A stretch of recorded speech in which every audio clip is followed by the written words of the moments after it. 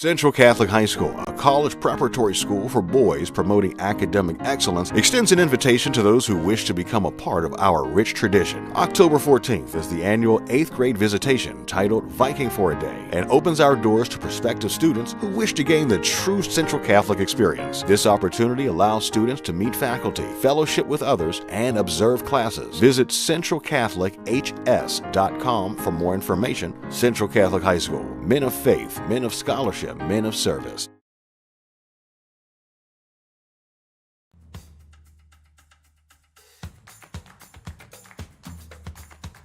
Viking for a Day is the best way to experience being a man of faith, scholarship, and service. Brotherhood isn't something you can read about. It's something that needs to be experienced. It really encapsulates the brotherhood of Central Catholic and what it's really all about being here. Come to Viking for a Day, and you're going to get to see all the fun things we do in science class. Our school, our faculty, our staff, and our students are ready to meet you. Looking forward to seeing you soon.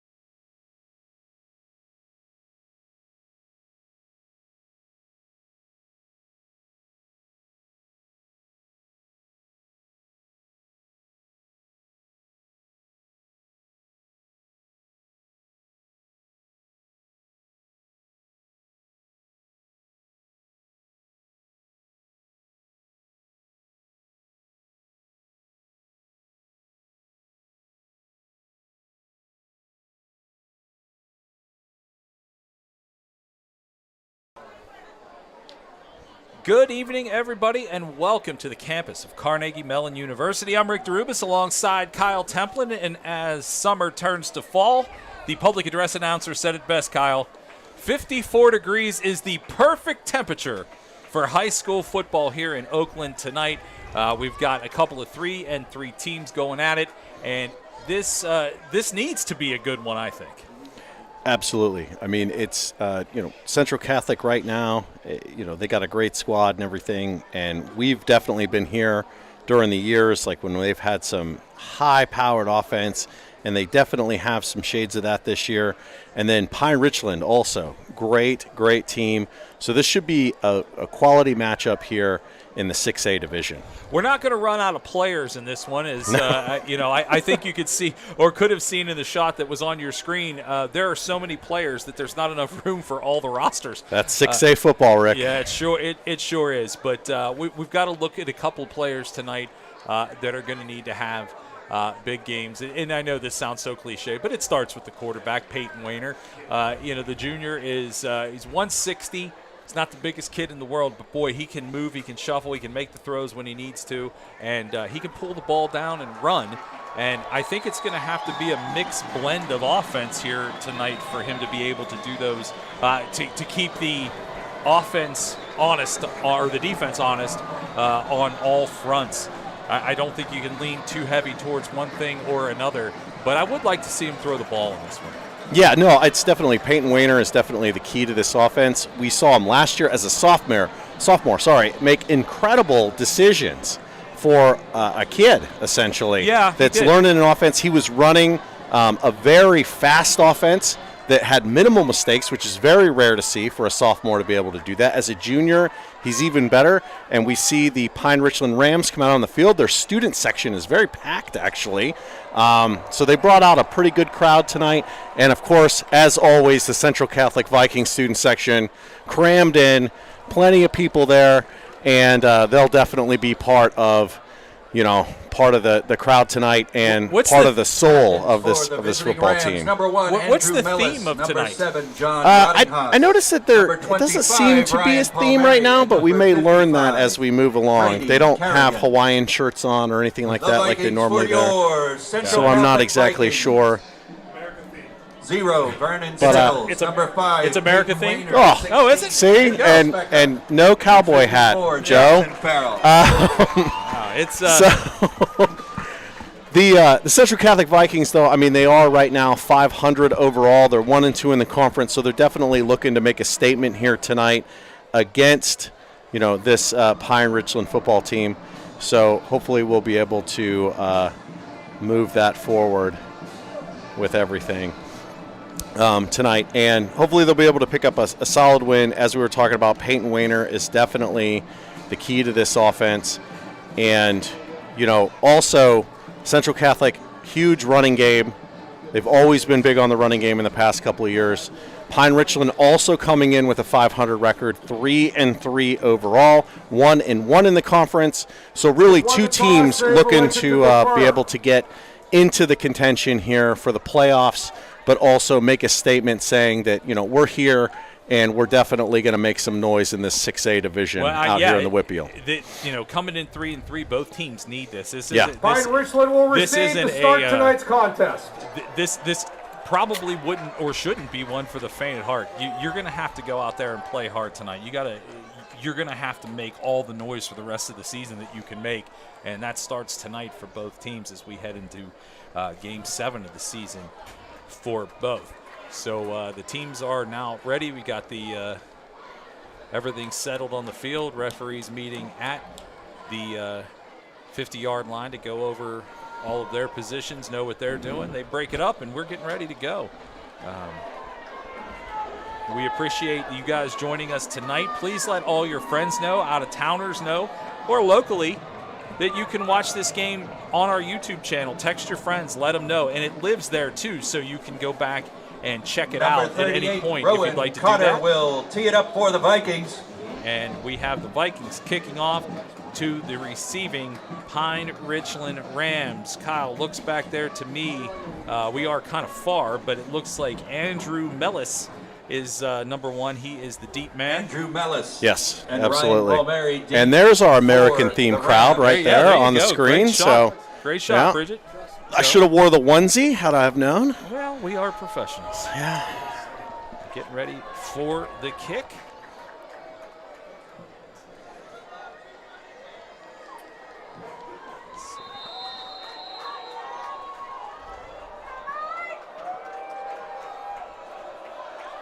I can hear the crowd getting ready, and we are about to kick this one off. Ball is out, and it will be fielded by Mellis at right at the goal line. And there was no juking and jiving on that one. He just went straight up. Yeah. There was no secret where he was heading, and he got to about the 32-yard line. Maceo Marshall.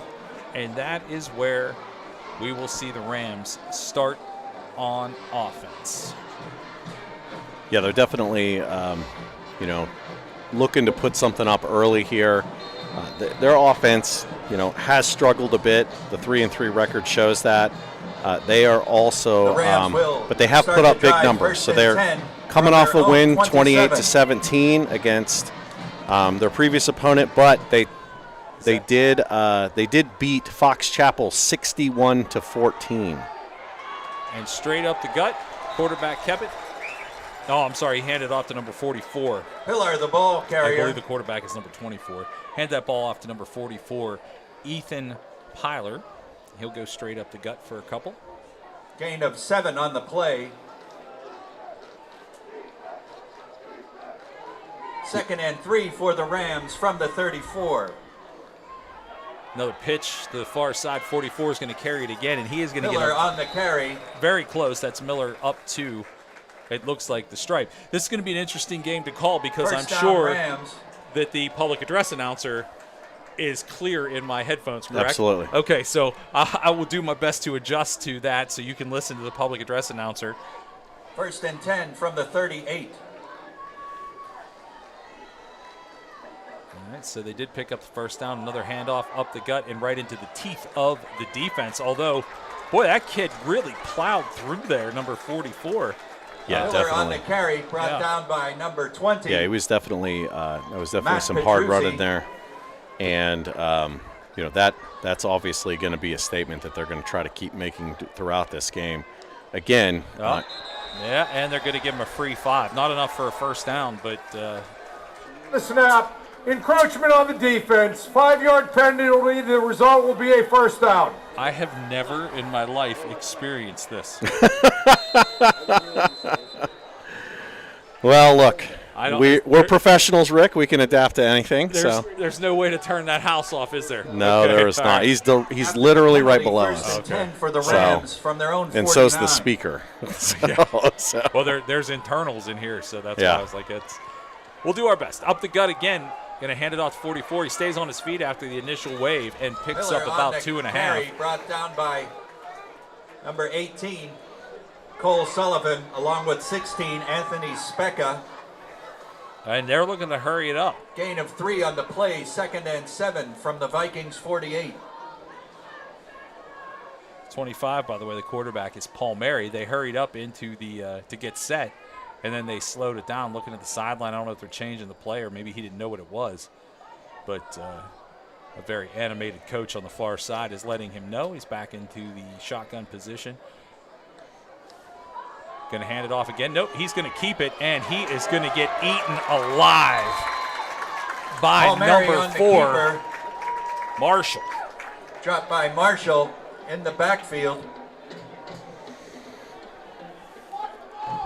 Yeah, it's important to point out that the Rams are coming off of a win against North Allegheny High School. Very tough in the 6A division. 3rd down and 8. And unfortunately, the the Central Catholic Vikings lost to North Allegheny earlier this year, 7-3. So a very big defensive effort there.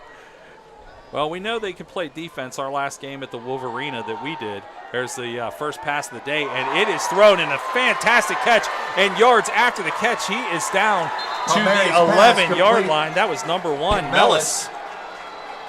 And that was a fantastic throw. The catch and run was even better. And after you saw a stuff there at the 48-yard line, a huge chunk play for the Rams, and they are in the red zone. Looks like what are they at the 14, 13-yard line. 1st and goal for the Rams. Yeah, great play there by the Rams. Let's see if they can capitalize in the red zone. There is a run right up the middle again. Hard yards run by Pillar there. Yeah, that's definitely going to be something that the Central Catholic defense, particularly the linebacker core and the safeties, are going to have to come up and give a lot of help with that. Look how fast they're back and set. Yeah, and there absolutely. You go. So I guess maybe the theme here is that, okay, let's get set quickly. Short gain on the play. And they're going to have a timeout. Timeout, Central Catholic. Yeah, definitely. I think, Coach Totten down there looking at what he saw and then decided that we're going to slow this down a little bit. I'm not going to get our bearings. I'm not going to call out the number, but there was a very confused player out there on the defensive line, and I think Totten saw that even if they snapped the ball, they'd get a free half the distance to the goal. Keep in mind that you actually can get a first down here too if you're the Rams, so it would be really very important to stuff them somewhere backwards. Well, and I think that also to keep in mind here is that the Central Catholic offensive, team maybe. The offensive side of the ball may be used to this hurry-up offense, but the defense certainly is not. So it's going to take some time for them to adjust to this offense. Dick and Amy and everyone down at Bellucci Plumbing for graciously donating the rally towels.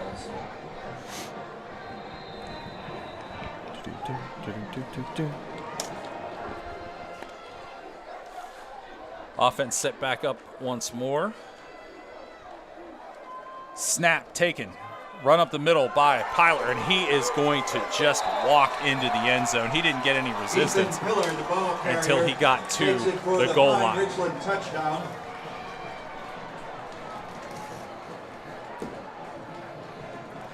And there you go. We got 6-0 on the board with an extra point pending.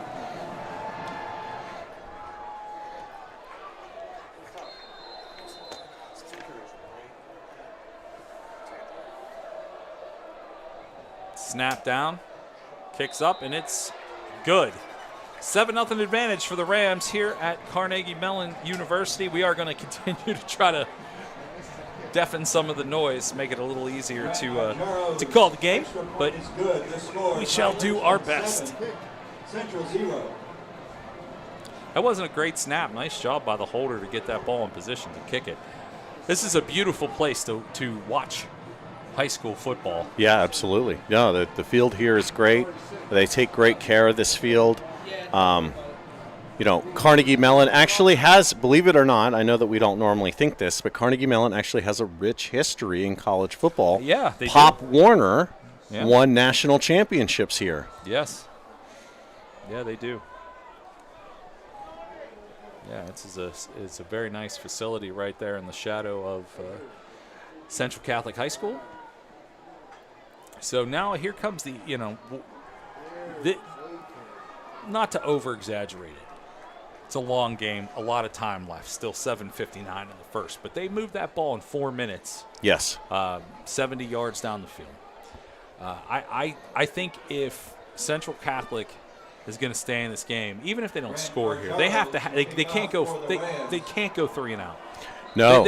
You can't let that much of an advantage build because really nothing stopped the Rams from scoring there. We've got it's an somebody interesting kick. Yeah, somebody needs to pick up the ball. They do at the probably around the 15. Vernon Settles gets it over across the 25, maybe to the 26. So an interesting kick there by, you know, the kicker when it come to kicking off, because it was not the booming kick that we would normally see. It was more of a punt. Like it went really high up in the air and came down really short. I don't know if that was the way that they meant it to be done or if maybe he just got a little bit too much underneath of it. But Central Catholic definitely there was some confusion there on how to field that whenever they ran up to it. Yeah, now I'm not sure Vernon knew if he was supposed to take that ball or not. There is the handoff, and it's kept by Wayner. He's going to run right up the gut. And, Peyton manages to get it to the 40-yard line, and he was about one step away from just absolutely taking that all the way. And that's what we talked about at the beginning of the game. I think he's going to have to keep him honest, and he's going to have to run that ball. You can't just continue to feed feed your running backs. From their own 41.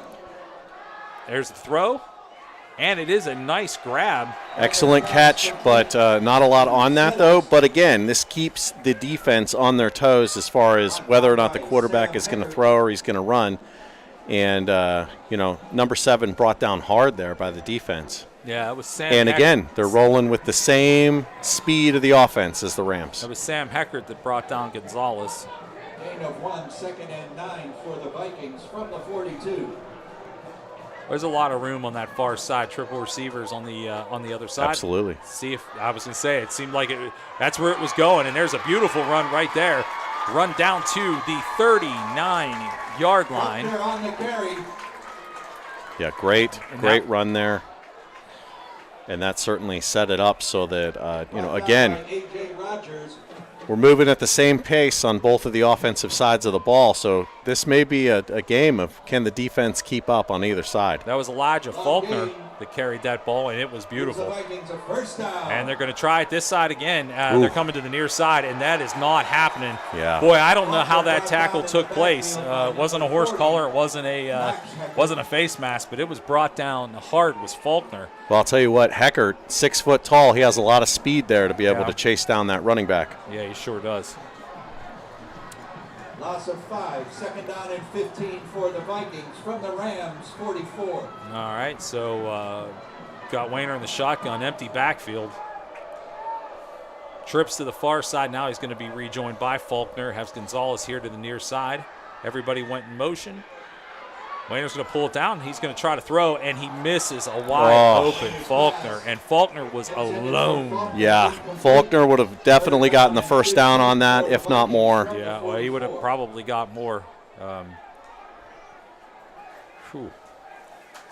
So waiting on the call from the sideline, though, but the team lines up, keeping the same pace. Yeah, I think the pace is probably important here in the first, especially in the first quarter. If you can keep up that pace the whole game, we'll be out of here by 9:30. Yeah, no doubt about it. Wayner's going to pull it down. He's going to run, and I think this is the right call. Oh, he's actually going to throw it. He's going to find a man open. Wow, what a catch. Beautiful catch. And he's still going. Are you kidding me? That ball did not cross the line, and it came out of, I think that's a touchback. Is that what they're saying? Well, the ball came out before he crossed the line, and it was recovered. To Gompers. That's a touchback. Fumble on the play. Oh, I don't know. I'm looking at it on the screen, and I feel like Central Catholic might have got done dirty on that one. I feel like the ball definitely went over the line there and came out at the goal line. Let's see. Actually, we can watch the.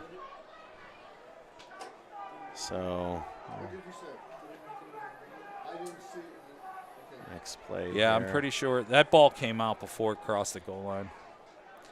Back on offense are the Rams. Boy, that is just not what you want as a Viking fan. And they're going to run right up the gut into the student body. Here's my only dilemma with that, Rick, is if we rewind it a little bit here and we take a look at it, it looks like the ball caused the fumble there. The ground caused the fumble there. Catch, reaches out. See that? So, I don't know. I feel like we got a bum call on that one. Yeah, certainly not what we wanted to see here, but the good news is they were able to move the ball swiftly, and it was a great catch and run up until the last minute. Another run for the Rams up the gut, and again, taken down harshly by a slew of tacklers. Looks like, I was going to say that was Petruzzi that brought him down. Nice job by Petruzzi in the hole there. But we have definitely seen some fumbles right before the end zone before, like against Lincoln, Oh, yeah, right. Alma mater of Rocky Balboa. We saw that. That was at the end of the first half. Yeah. Yeah, it was a back to pass.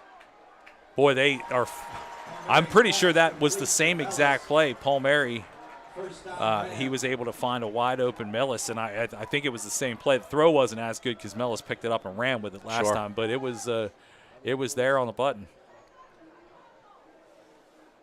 And we are cruising right along here with 4 minutes. For the concession stand, follow the party lights. Party lights. Yeah. Scoreboards, end zone. We're always looking for the concession stand, Rick. So. Snap again, handoff going to the far side, and they've got blockers over there. Room, That was actually wow, what a fantastic block and run, and to continue to run there for. I feel like they're only playing with 2 players out there. That's for sure. Well, 3, 144, and the quarterback. But my goodness, that was a fantastic run. 2, 3 blocks there, and then make some extra room for himself. Yeah, that was a great play. It is so interesting to me to see. We're looking down at the sideline. That there's a TV out there. They're watching film on the side. We did not have that back in my day. Another run to the far side, and there was penetration by the defense, but they were unable to snag any part of that runner until he picked up 9.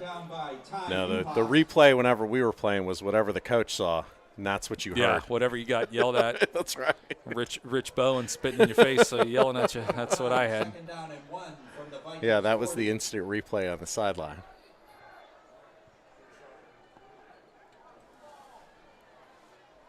Yeah, blistering pace. Yeah, I would say they keep moving the ball quickly. Here's another run. It was right up into several tacklers. looked like number 20 Petruzzi that brought him down in the hole. Gain on the play. 3rd and 1 for the Rams from the Vikings 40. Yeah, it's 3rd and inches. You got to figure 44, who is the is going to take this right up the gut. And he does. He bounces off, and Central holds him.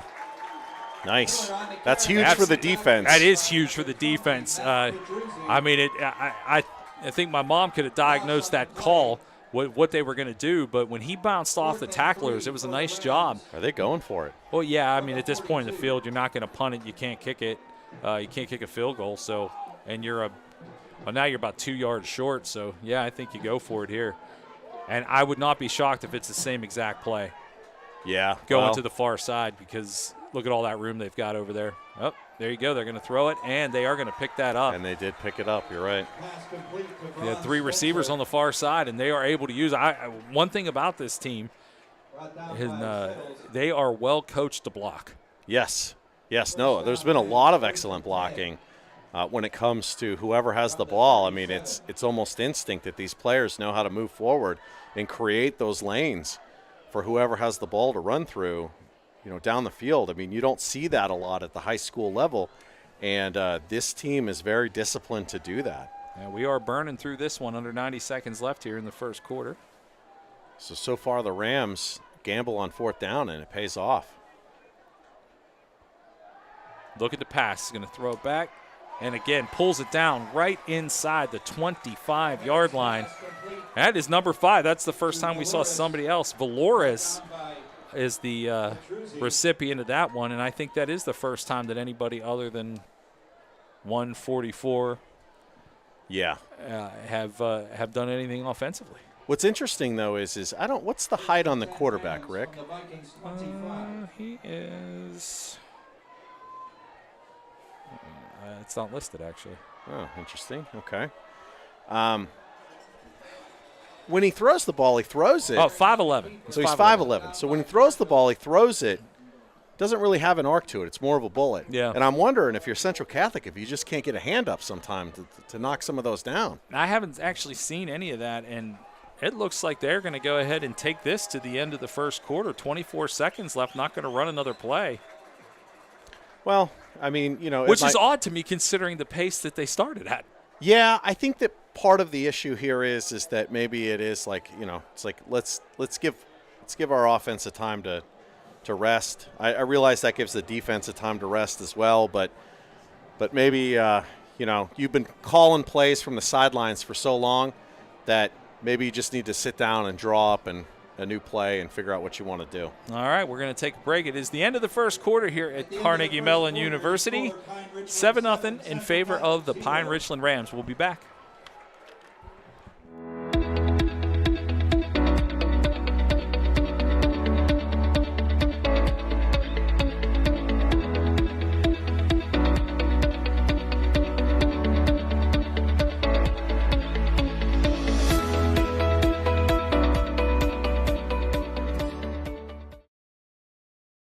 Central Catholic High School, a college preparatory school for boys promoting academic excellence, extends an invitation to those who wish to become a part of our rich tradition. October 14th is the annual 8th grade visitation titled Viking for a Day, and opens our doors to prospective students who wish to gain the true Central Catholic experience. This opportunity allows students to meet faculty, fellowship with others, and observe classes. Visit centralcatholichs.com for more information. Central Catholic High School, men of faith, men of scholarship, men of service.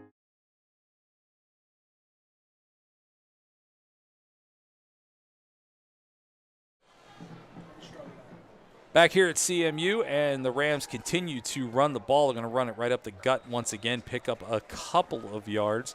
I'm still a little puzzled by the end of that. There was 30 seconds left, and they decided to walk off the field at the Rams when they had heavy breathing going on by the big boys up front. I mean, it might have been maybe the coach of the Rams didn't like whatever he saw on the defense, and that's like a free timeout for him then, so he doesn't have to call one. I mean, we don't know what's going on that sideline. I'm sure that he had his reasons. 3rd and 4 for the Rams from the Vikings. We've got receivers, 2 of them on the near side, single coverage on the far side. Getting all shotgun with the sidecar, going to hand it off. No, going to decide to pull it down and run it up the gut himself to really get nowhere, although the pile kept moving. Palmieri got pretty much nothing on that one. Yeah, that was an odd play call, I thought there. I mean, so it's 4th down, and I think we're going with the kick here. Yeah, they're going to kick the field goal, at least attempt at it. 4th down and 4 from the 19. So we're looking at a 37-yard field goal here? Yeah. I mean, that's pretty good for high school. Yeah. They must have a lot of confidence in this kicker. It's up. If anything, it's wide right. Yeah, wide right. But it had the leg. Yeah, he had all the leg. That thing would have been good probably from 45 if Yeah. it were straight. But a break for the Vikes right there. Yeah, I get why you have the confidence to take that kick. He obviously has the leg. And, again, I'll point out that the holder is spectacular. Yeah, oh, I mean, absolutely. he's taking not great snaps and turning them into opportunities. Right about that, yeah, that's not the first time we've seen some bad snaps. But, yeah, the holder's been great. Honestly, had the kicker maybe been able to line that up a little bit better, you're right. I think that would have been good from 45. You got single coverage on each side. A sidecar is going to deliver the ball and try to go low, and nothing doing there. Just swallowed up inside. I didn't see who that was. Vernon Settles, I believe. Yeah, and we're definitely going to see a lot more of run on 1st down, I think, just to keep this defense honest. Yeah, that was Faulkner. Going to go passing the near side, thrown up. And, boy, it was almost a fantastic catch by Vernon Settles. He would have been out of bounds had he come down with it. But, man, it was a terrific pass.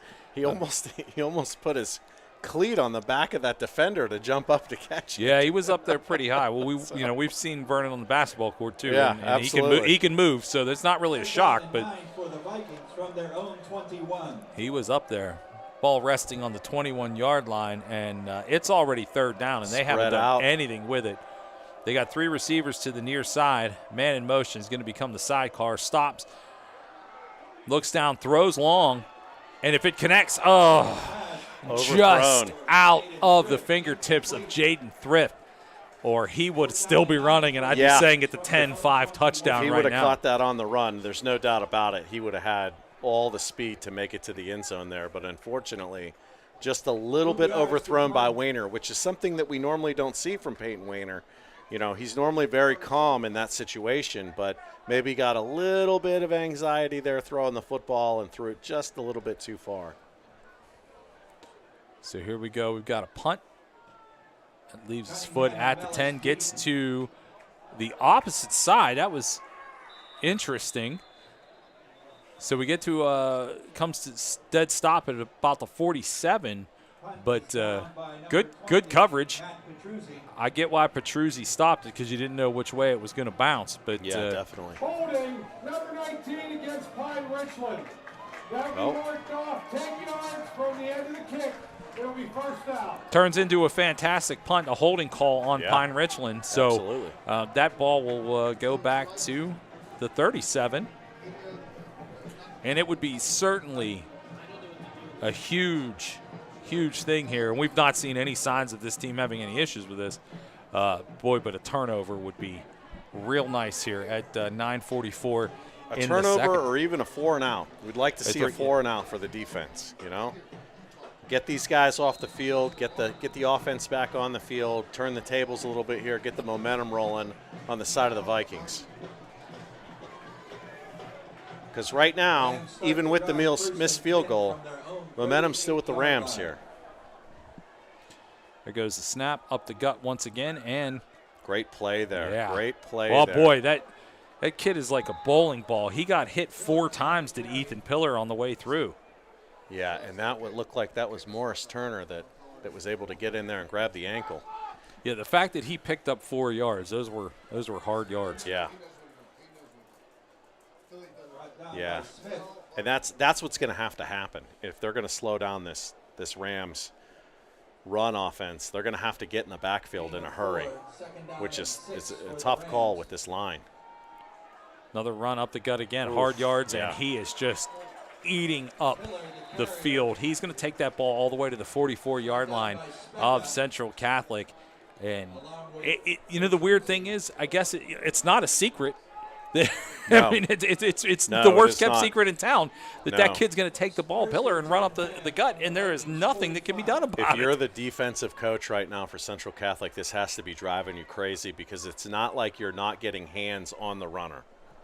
Right now you see the offense, too, looking down at the video. There's a throw and another. Boy, that is the first, and it hit him in the chest. That's number 3 for Nicholas Andrews, and hit him right in the chest, unable to hold it. And that is the first time, I think, that they have been slowed on a pass. Yeah, no, you're absolutely right about that. Rare mistake here by the Rams so far. And it's actually a rare clock stoppage. Yeah. We're sitting at 8:34 in the second quarter here. Yeah, I think that's the oddest part of that whole thing. Yeah, But we're only 29 minutes into the game. Yeah, they are smoking through this. There goes the snap again. Looking to go back. And he is going to get some pressure. Flushed out of the pocket. Goes to the far side. Ooh, big hit. And, met with quite a bit of resistance over there by several tacklers in blue and gold. And who came up with it? I don't know. I think it was Petruzzi that maybe had the initial contact. But Paul Mary, I mean, like. They're saying Treadwell, but. If you're him, if I'm the coach, I'm telling him maybe you want to run to out of bounds on that one. I tell you what, if that was Treadwell that made that tackle, good on him. That was hustle to get over out of his position all the way over there and track that quarterback down. That is hustle.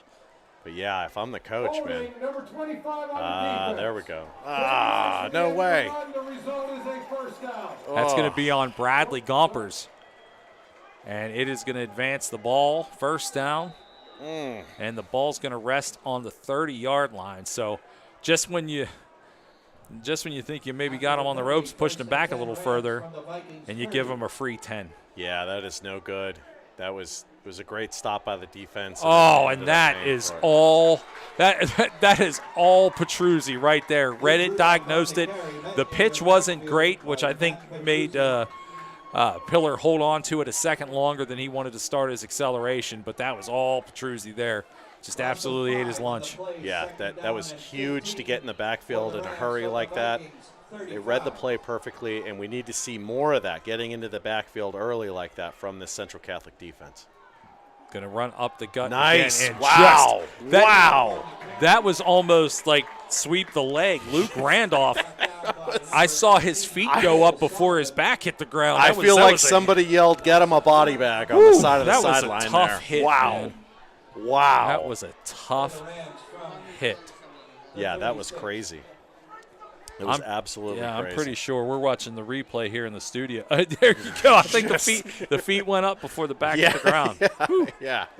That is not say. It probably doesn't feel good when it's about 48 degrees out there. Yeah, no doubt. No doubt. It is a perfect fall night here in the city of Pittsburgh. Looks like we're gonna have a timeout. Timeout, Pine Richland. Okay. Right, under 7 minutes to go here in the second quarter. Pine Richland's going to take the timeout. We'll take a quick one, too. We'll be right back.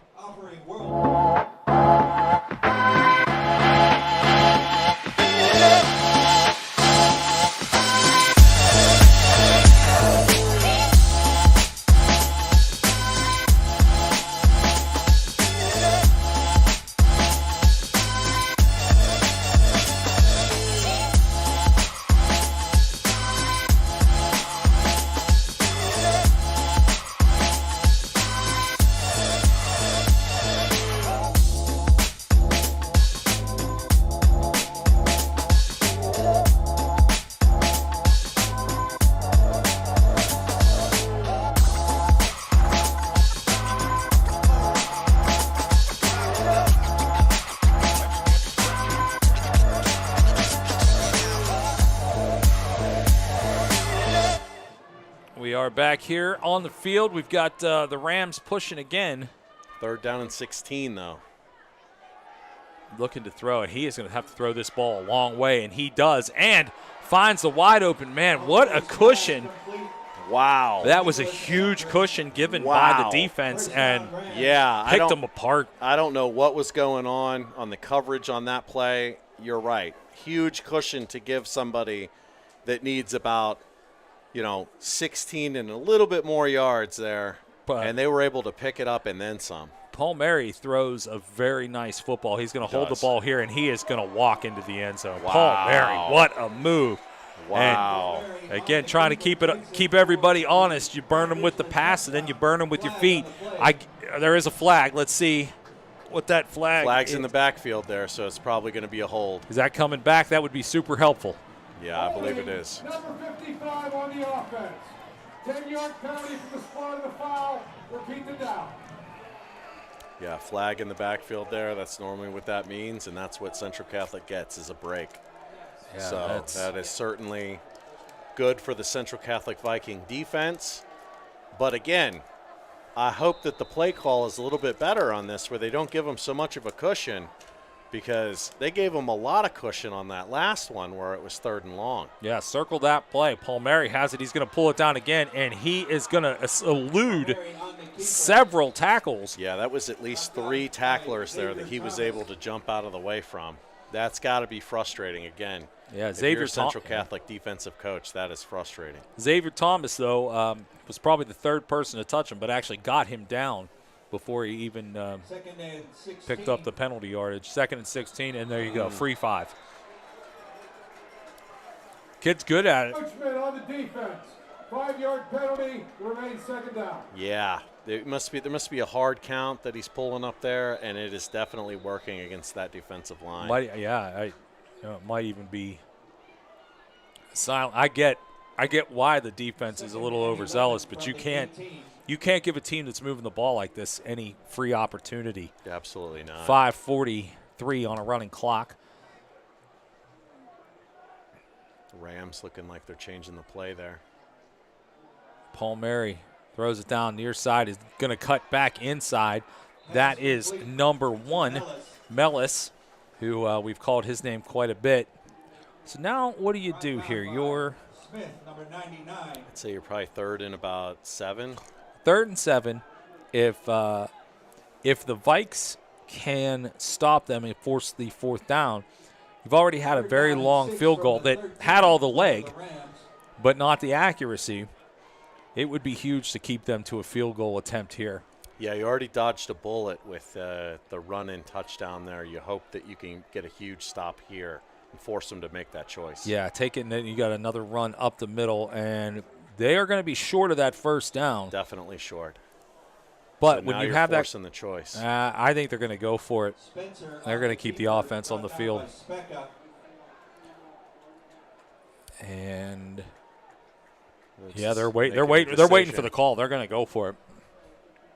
They're waiting on that decision. And this would be huge for the Vikes to cause them to. So we got 4th and 2. You got wide receivers to the near side, 2 of them single coverage on the far side. And I think they're going to maybe they'll try to draw them off. Listen, it's worked, right? Yeah, I mean, you can't blame them for trying if that's what their plan is. Yep. Why not get the easy 5, right? So they let all that time elapse. Another timeout called. 4 minutes left to go here. Yeah, so it looks like Coach Ladane wants to take a moment there to talk about the situation. 4th and 2. I mean, well, he hasn't changed personnel on the field, so they're going to still go for it. Yeah, it makes you wonder, though, what the play call is going to be. I mean, do you just take a shot at the end zone at this point? Absolutely Because so not. far you've had 2 runs that have gone nowhere. Well, the safe bet to pick up 1.5 yards, 2 yards in this game would be either call your own number, 25, or go to 44. But you're probably better off going to 44, to be honest with you, because we've seen 2 quarterback sneaks here, and they have not yielded not 2 yards at least. Well, one ran him right into the end zone. It just got on pulled off the board. Yeah, I'm just on a hole. I'm just noting that it's something that they can do. If you're Central, you're obviously going to stack the box. So it might almost be better to give your running back a little bit of a leeway there to make a choice whether or not to hit the hole or to run to an outside lane. Well, let's see what they do. Are they going to on centralcatholichs.com, go to the admissions page. So they're definitely going to spread it out Yeah, to try to force Central to, but they still stack the box. They got 3 receivers and a tight end. They did stack the box, and 25 called his own number, and he is going to pick up that first down. Palmieri on the keeper. So they drew, they drew enough. They certainly did. They certainly did. Makes a sidestep there and able to pick up that part. Here's the other part of this too. Who knows how long it's going to take them to run their, obviously the 4 downs that they would have in this territory. But Central may not get the ball back in this half. No, it's very true. They will get it to start the second half, but he's another going to pull his own number again, and well, they will certainly get another possession. No flags in the backfield this time. No. So the inevitable was delayed for a couple of minutes, but now you've got 3.5 minutes on the clock, and you're going to find yourself down at least by 13. I would say this next possession really, really matters. Essentially a touchdown pulled off the board with a fumble into the end zone, or this game would be a little closer. But I think you need to come away with some points here. Yeah, it's up and it's good. So if a 3.5 minute sustained drive ends in some points, I think that you go into the locker room and you just can kind of wash off that first half.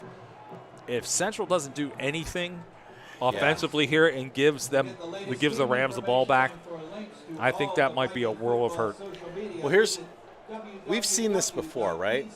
And I don't know if it's necessarily Coach Totten or the offensive, play calling there for Central Catholic, but it seems like in the first half they're always very conservative with play calling. We saw that in the Lincoln game, and then they start to become more aggressive later in the game. Now, when you're down to a team that almost put 3 touches on you in the first, I feel like you'd be more aggressive than you are right now. Well, I think we talked about at the beginning of the game,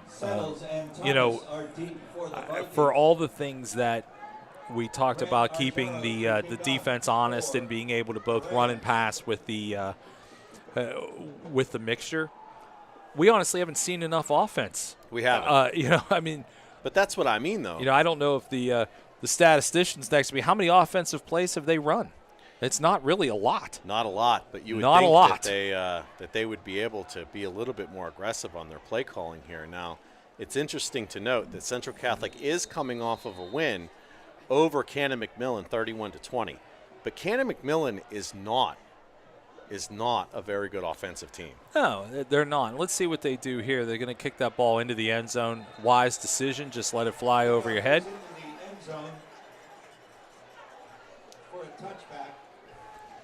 Well, I'd like to see a speedy reverse here. Again, something that's a little bit more aggressive than what they've been doing. Yeah, I would. I mean, I'd like to see them take a shot downfield. I think just for the sake of where they are on the field, you get some sort of reverse here that actually gets you out of the shadow here.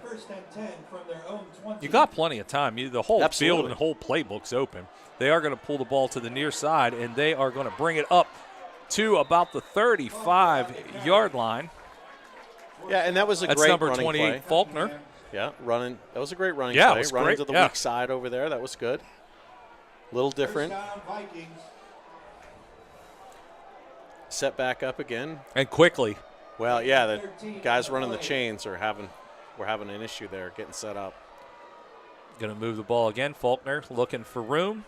Doesn't find a whole lot of it. Gets back maybe a yard across the line of scrimmage.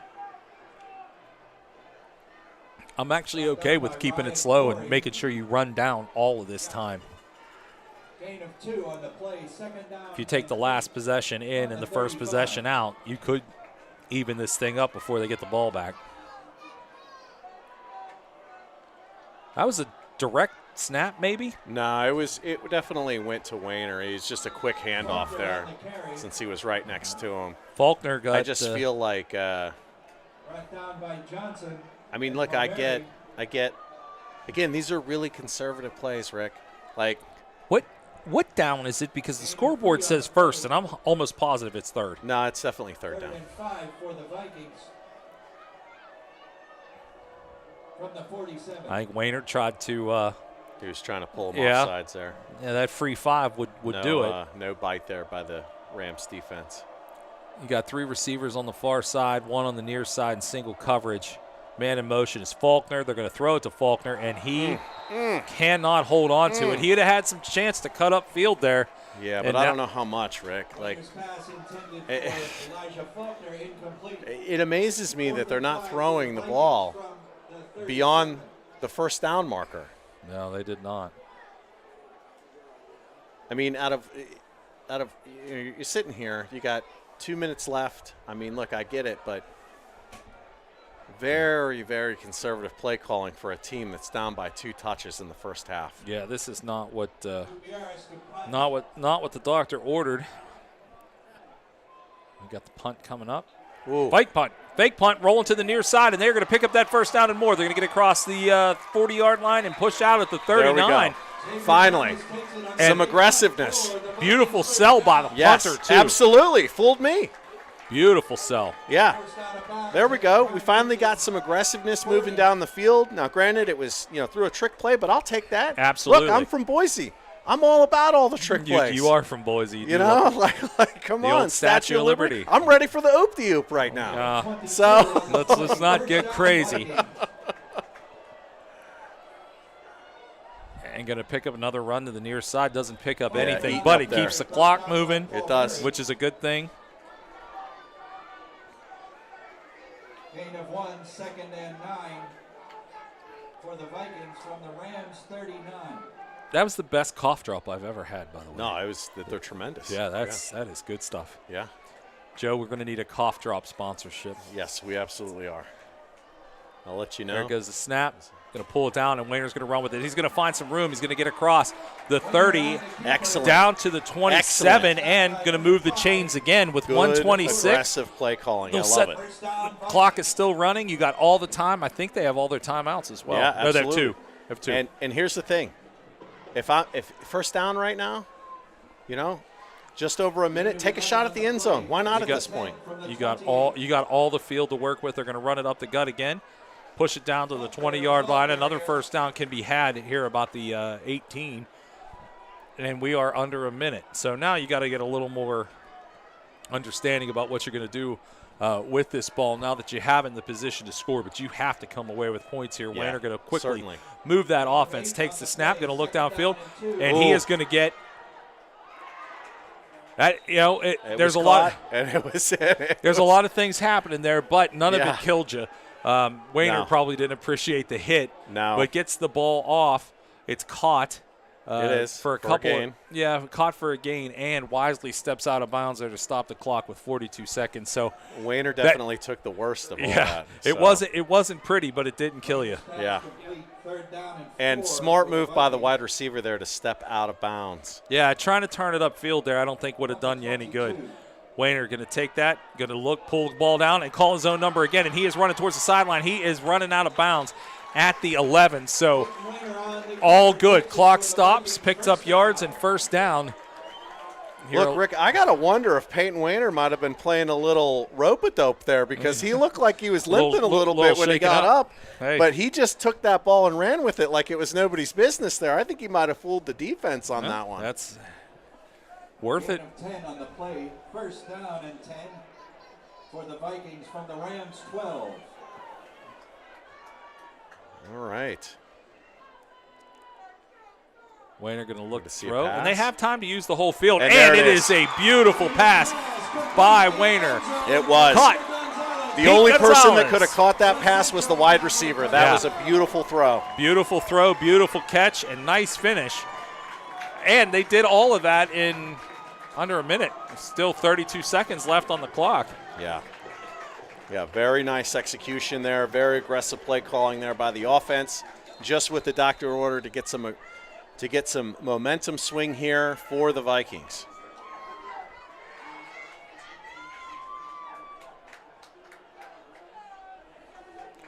Bad snap.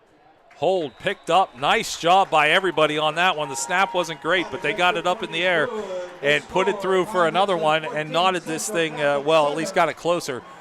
14-7, 32 seconds left. Very important here. Don't give up any points. Yeah, there's no doubt about that. I would, at what point do you squib kick it and try to make one of the up men try to get it? Maybe bounces off of them. I don't know.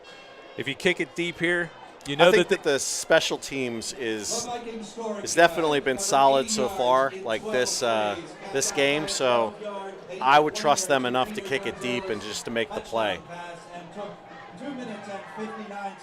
So it looks like that would be my call. Why not pin them down in the back of the end zone there? Make them work for it. Make them work 80 yards to go.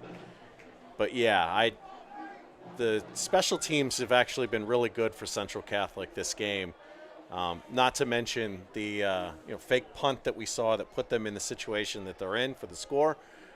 So, I would trust my special teams enough to kick it deep and to not give up the big play.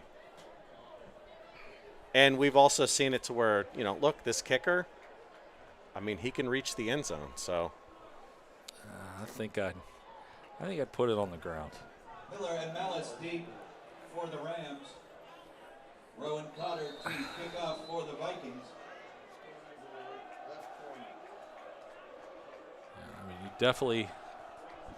You definitely want to avoid 44. He can run with it, and he is one of the up men.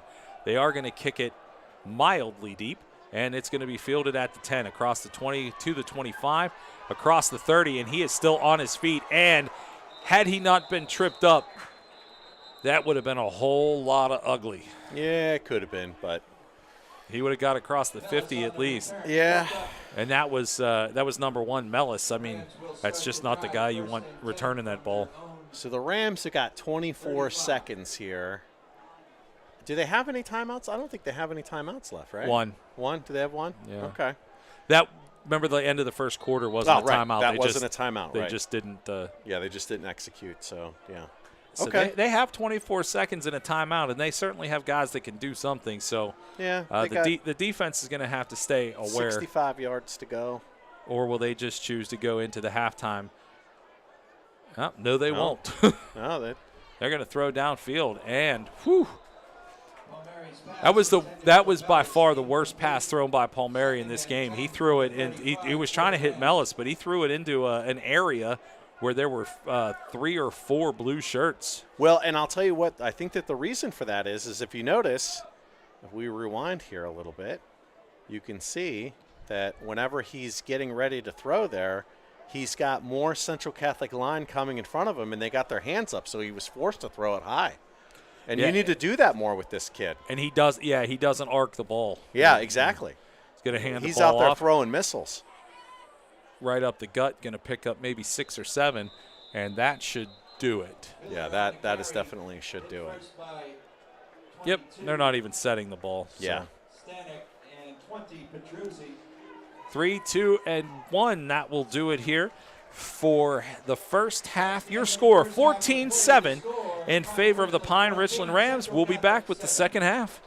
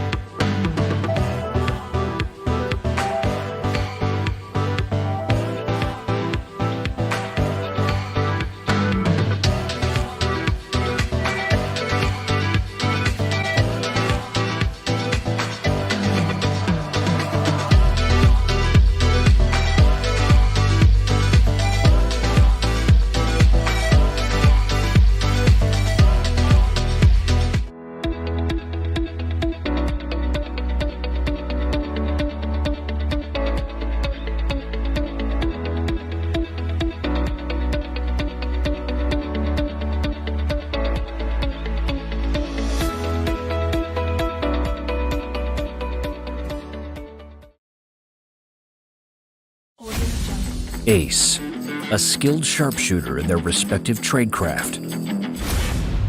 Do you have what it takes to be an ace?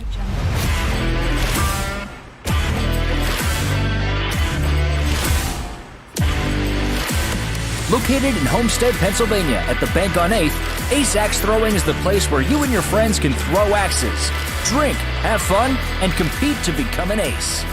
Open Monday through Sunday. Book your tickets online today at www.aceaxethrowing.com. Discover who the ace really is.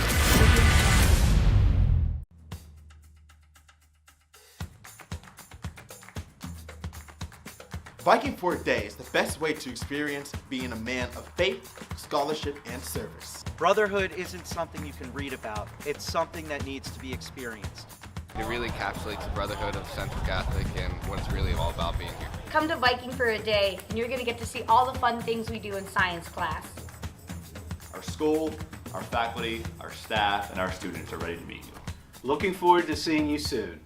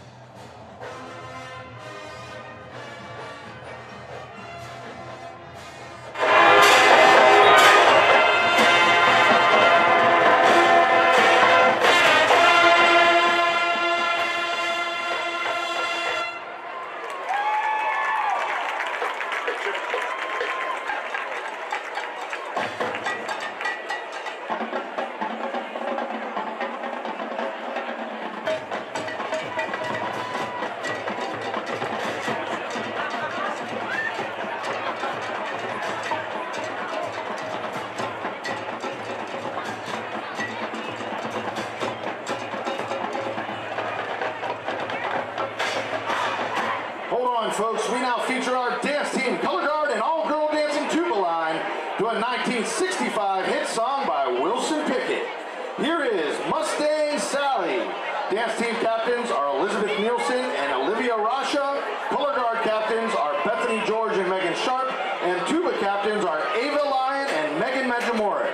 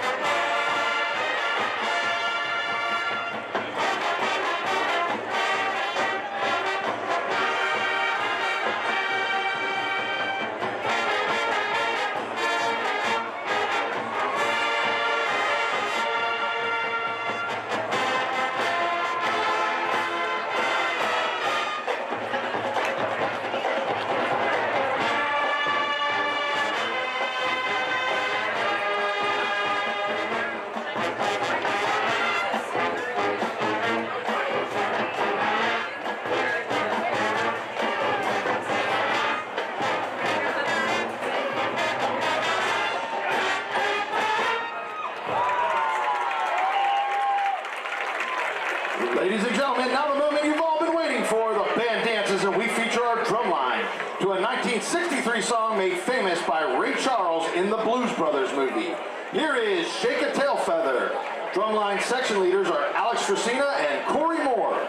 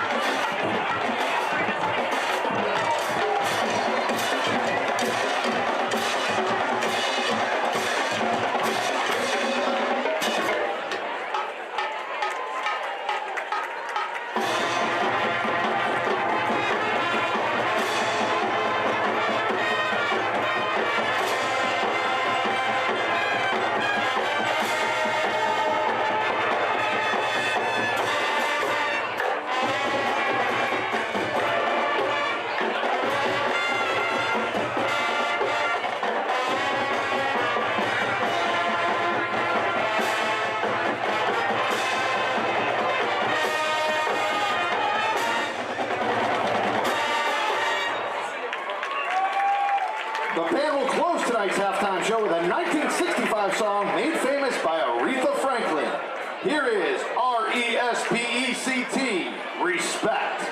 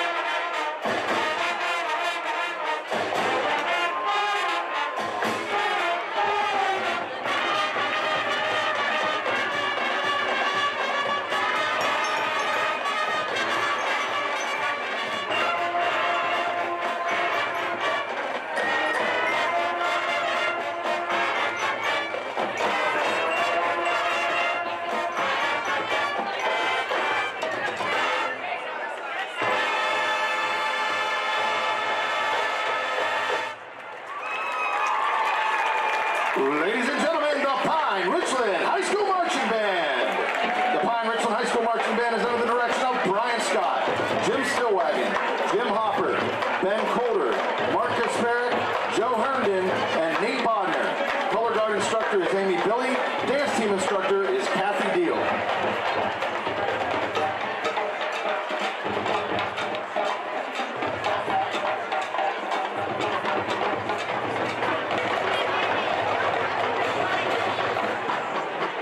The Central Catholic Viking Marching Band is proud to present its 2022 halftime show. This year's performance, Pop Goes Instrumental, features popular music from each of the last 4 years, including High Hopes by Panic at the Disco, Blinding Lights by The Weeknd, Levitating by Dua Lipa, and Good For You by Olivia Rodrigo.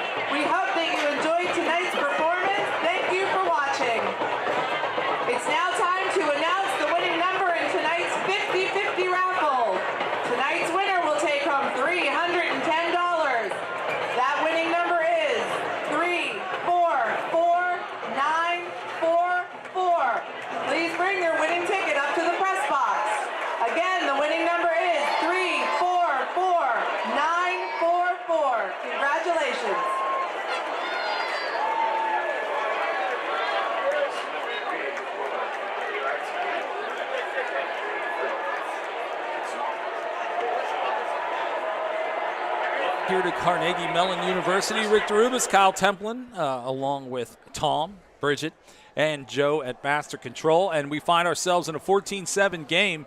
I'll be honest with you, it sounds closer than the first half, I think, implied. Finally, able to get some points on the board with about 30 seconds left in the second quarter, where the Central Catholic Vikings, they had one touchdown, looked like a sure thing, that ended up not going their way, bouncing off the half-an-inch line, rolled into the end zone, and was recovered by the defense. So it could be even. It didn't feel even. It felt like the majority of the game we were calling offense for the Pine Richland Rams. But we do find ourselves in a pretty even game and a chance to even the game up as Central will receive the second half kickoff. Yeah, that's definitely true. Just a real quick scoring recap here so far. The first score of the game was scored in the first quarter there, and it was scored by Pine Richland there. And I just had it up here, and it just went away on me. It looks like that score happened, yeah, like I said, in the first quarter, and then in the second quarter, we had Pine Richland come in with a rushing touchdown there by Ryan Palmieri, number 25. Point after there by Grant Argiro, which was good, which put Pine Richland up 14-0. Very close to them actually going up 21-0. But some stuff, going on there with the play being called back and everything. And then, of course, we have Central Catholic that was, like you said, very close to scoring there in the first half, and it looked like the ball came out just before the goal line, very similar to what we saw in the Lincoln game that we called, where they were down there right before the half and lost the ball right before the half, and the half expired, so they had no time to actually put that in, to punch that ball in. This one, though, there was plenty of time left. It ended up being a touchback because it was recovered by Pine Richland, and then, there we are. And then it looks like, after everything that was going on, Pine Richland was looking to, be more aggressive, some back and forth there, and then finally Central Catholic got on the board with a 5-yard touchdown pass, and that ended up making it, the point after was good, and that ended up making it 14-7. Now, what I will say is we were talking about this in the first half. Probably for about 75% of the first half, particularly right after the fumble there down there near the goal line that ended up in a touchback, the play calling for Central Catholic offense was very, very conservative. After, everything that happened, 14-0, they finally got the ball back with really only, 3 minutes left? I think it was 3:30. Yeah, 3 minutes, 30 seconds left there.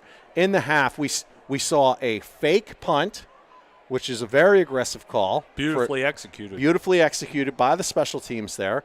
Very aggressive call. We don't actually see a lot of trick plays from Central Catholic, so that was actually pretty amazing that we saw them pull that off. It was a huge momentum boost for them, and then we started to see more of that aggressive play calling where it was Peyton Wayner was allowed to call his own number whenever he needed to run up the field and to get extra yards when he needed. And then not only that, we also saw plays that were to the sidelines and to the end zones on pass plays that we had not seen pretty much throughout the game. So it'll be interesting to see what Central Catholic offense we're going to get here in the second half. I still think there's a chance at a couple reverses or end arounds. It looks to me like I would love it. It looks to me like Pine Richland, everything they're doing is stacking the box. Yes. And it is going to be fielded, bobbled, and brought in at the 5, and we've got a straightforward run over to the 30, and there is a flag that came in, 33-yard line. We might see a block in the back on that one. Flag on the play, brought down by 28, Tanner Cunningham. Let's see here. Waiting for the official's call. You'll hear it through the headphones probably. Turn. Holding number 20 on Central Catholic. That's a hold on Petruzzi. And that is going to wipe out pretty much all of the momentum that he got on that. Yeah, that's on that run. So, yeah. Just shy of the 20-yard line, and that is where the Vikes will start it off. Going to try to run towards the outside, and nothing really doing there. Faulkner carrying the ball, and he maybe picks up 2 yards. It looks like we're going to see probably 2 yards there, yeah. And it looks like. See, here's where I would love to see that end around. Look at all the space that's open up. Yeah, I got to wonder if they're going to do another run to the weak side over there. Makes a lot of sense. Well, they're going to come to the near side, and it is going to do absolutely nothing. Yeah. That was swallowed. Yeah, it's 3rd and 7. Yeah, already. And again, like we're seeing shades of the very conservative play calling again here, which, you know, again, I'm not saying you have to be aggressive all the time, but, I mean, you should put this defense on notice that you're looking to do more than just well, I think that they're going to have to do something here, and I see so much of the field open. You got 2 wideouts on the far side, man in motion. He's going to take up the middle, going to throw the ball, and they are going to find a wide open. Is that Petruzzi? Or Faulkner, I'm sorry. Wainer to Faulkner. Faulkner was wide open, made sure he secured the ball before he looked upfield, and keeps that drive alive. Nice pass, no panic on either one of those players. So, well, and what's interesting is that pass play was actually designed to draw the defensive star of the game there, Heckert, over to the other side of the play. I mean, this kid is all over the place and has been making tackles like crazy. Another handoff. Nope. Going to call his own number as Wainer is going to push up and get about 6 yards. Yeah, great play execution there. Great misdirection there. And that's what you want to see here from this offense, right? We want to see more plays like that where we're looking at misdirection, where we're confusing the defense, and that's great that they've been able to pull this off so far. Yeah. Wainer going to step in, step back out, and now he is playing ready. The hokey pokey there. Yeah, trips on the far side, single coverage near side, and they come back to the near side, and Faulkner's trying to stiff arm, and he gets really nowhere with it. Yeah, again, Heckert is all over the field. Yeah, it's like I said, for the Rams, they got definitely some really good linebackers here that are just really good at getting into the backfield or getting into position right where they need to be in order to make the tackle. It's 3rd and 3. I like Wainer to call his own number here. And he's going to do that. And he is going to get hit hard, and he's going to come up probably a few inches short, and he is down on the field. Oh, he bounced back up. Yeah. It looked like he tried to make a last-minute spin there and was just wrapped up, and the hit looked a lot worse than apparently it was. It's 4th. Oh, they're going to give him the first down. Boy, the chain gang thought the same. Yeah, well, the chain game is getting a little bit behind on this, and you got to give them a little bit of credit here because this has been a very fast-paced game. So, yeah, it's 3 minutes off the third quarter clock already, and yeah, I wasn't sure either. Take that pass. Wainer's going to look down, throw the pass. There it is. He finds a wide open Gonzalez. He's at the 30, down to the 25, ridden out of bounds at the 24. And that was an excellent throw there. It was right over the back shoulder of Gonzalez, and he was able to pull that down with the defender in his face. Saw a couple nice catches in this game by Peter. He actually owns the other touchdown as well, and probably at this point over 50 yards at least. Gain of 31 for the Vikings, first down. And they're going to keep the momentum rolling here. Wainer looking to throw. He's going to find somebody to the far side, going to corral the ball and manage to make something out of nothing. Pushes forward. That was Vernon Settles, and Vernon's going to pick up 8 or so on that pass play. So where it looked for a minute there like it wasn't going to make much hay. Well, we've definitely seen Vernon Settles do that before. Not only is he quick, but he also has great moves. And so not only can he beat you with speed, but he can definitely beat you with some misdirection there, and that's exactly what he did on that play to about 4 or 5 different defenders.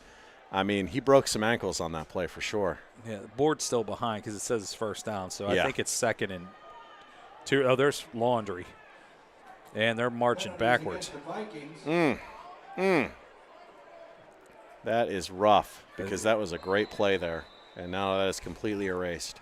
They didn't say what the penalty was. I would assume 10 yards. It's got to be a hold. 1st and 22. Yeah. Wainer looking over, getting the play call in. Wide receivers, 2 to the far side, 1 to the near side. It's Gonzalez, and he has been the hot hand. Wainer's going to pull it down, and he's going to start to scoot with it and gets himself up to the 32-yard line. Brought down by Paul Mary. So that gets you a few yards there. Well, it's probably – so it's 2nd down and 17. So he picked up 5 on that one. But, boy, I like this single coverage near side with Gonzalez. 2nd and 17. Yeah, that's for sure. 32 for the Vikings. Going to hear the student section getting into it. Wainer, he is going to pull the ball down, and he's going to throw, and he's got a man wide open, and he's going to fall into the end zone and pick it up. Is that Faulkner? I believe that is, and there is no flags on the field in the backfield, so that is good. What a great escape and great throw by Wainer. We're going to be able to see it here. And, yeah, Wainer escapes. I think it was Heckert 40. Yeah, a near sack there. And he puts the arc on the ball long enough. By the time the defensive back noticed that it was on its way, it was just a second too late and into the waiting arms. And we are about to knot this thing up at 14. Extra point pending. Holds down, kicks up, and blocked. it is blocked. That could be huge later in the game. Score, Pine Richland 14, Central Catholic 13. So a rare, very rare. Yeah, that doesn't happen much. Yeah, very rare mistake there by the special teams of Central Catholic. So costing them what would be, a tied-up game right now. So now they're 1 point behind. So we're still looking at a one-score game. And, yeah, that could be huge in this game where it looks like we're just trading touchdowns back and forth at this point. Your Viking scoring drive. Well, 81 yards and 11 I feel a lot better about this game now than I did about it in the first quarter. Well, that's true. And we've definitely seen 2-point conversions by the Central Catholic offense. They have some very good play calls for that. So, maybe it's not that big of a deal right now. But again, it's going to be on this Central Catholic defense to make a stop. And that is something that has been rare for them so far this game. For the Vikings, Hartwick and Mellis back for the Rams. I would kick it away from Mellis. Yeah, I would agree with that. I think you'd be better off just pushing it straight down the middle of the field, let it bounce around a few times, than letting Mellis return it.